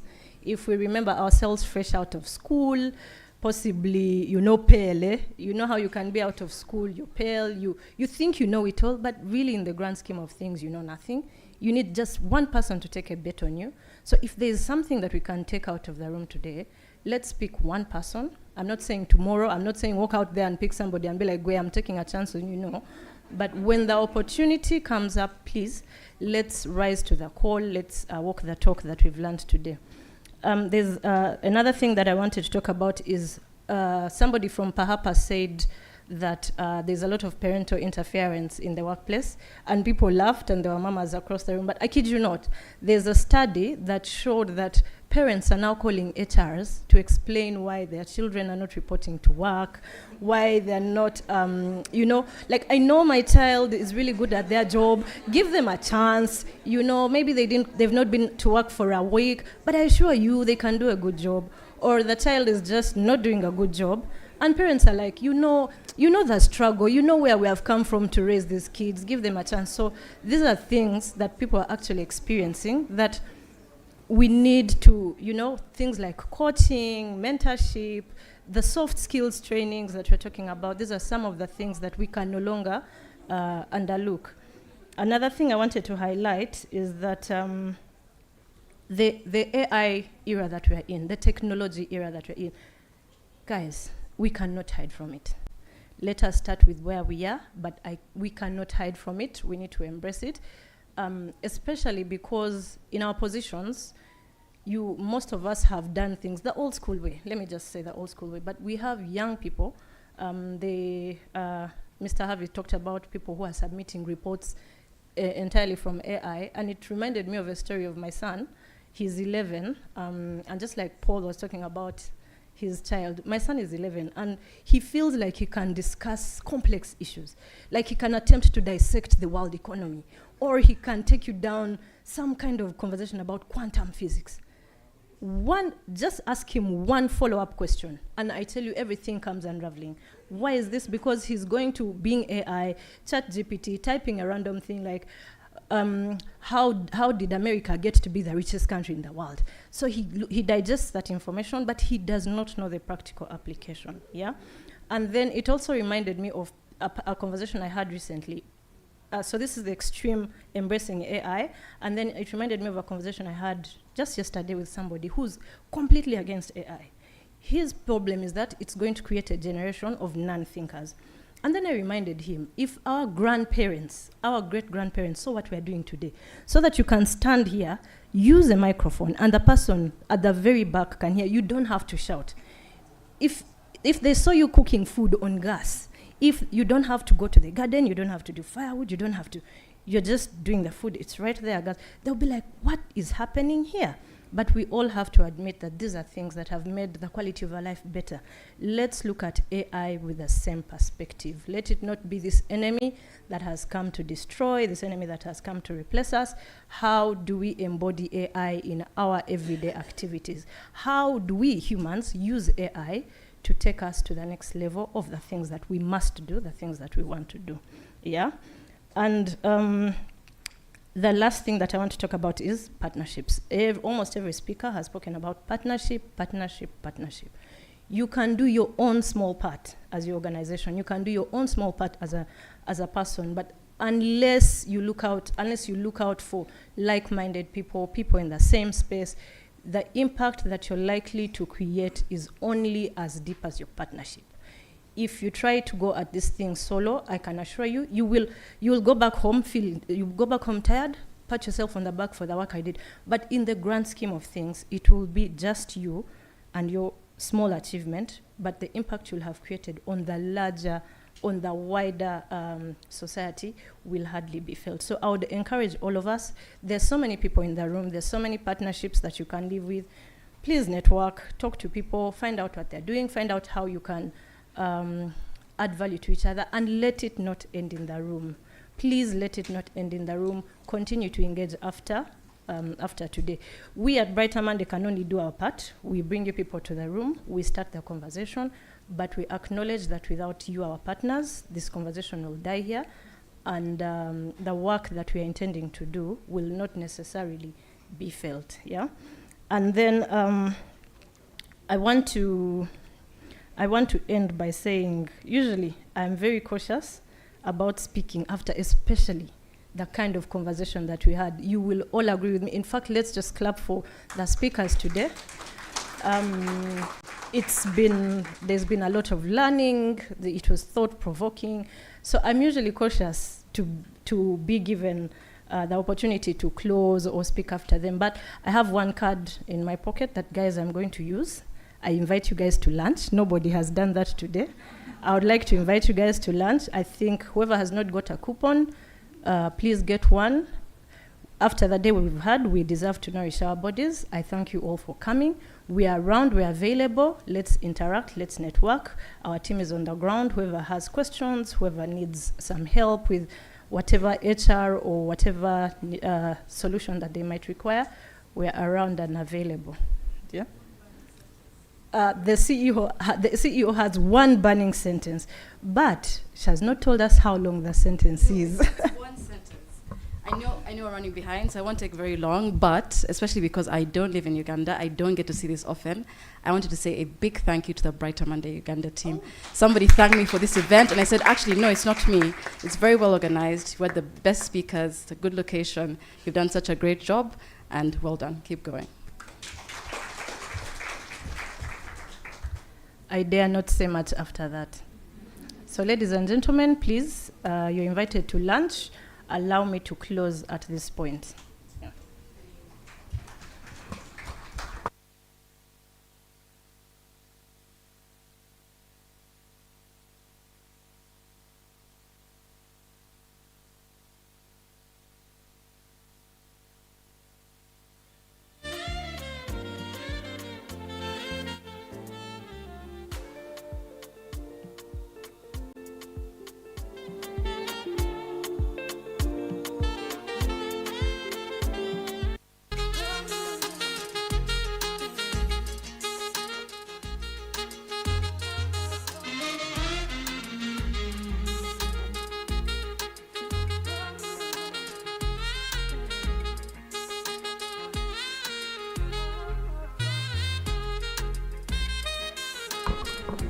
So ladies and gentlemen, lunch is at Canaan Restaurant.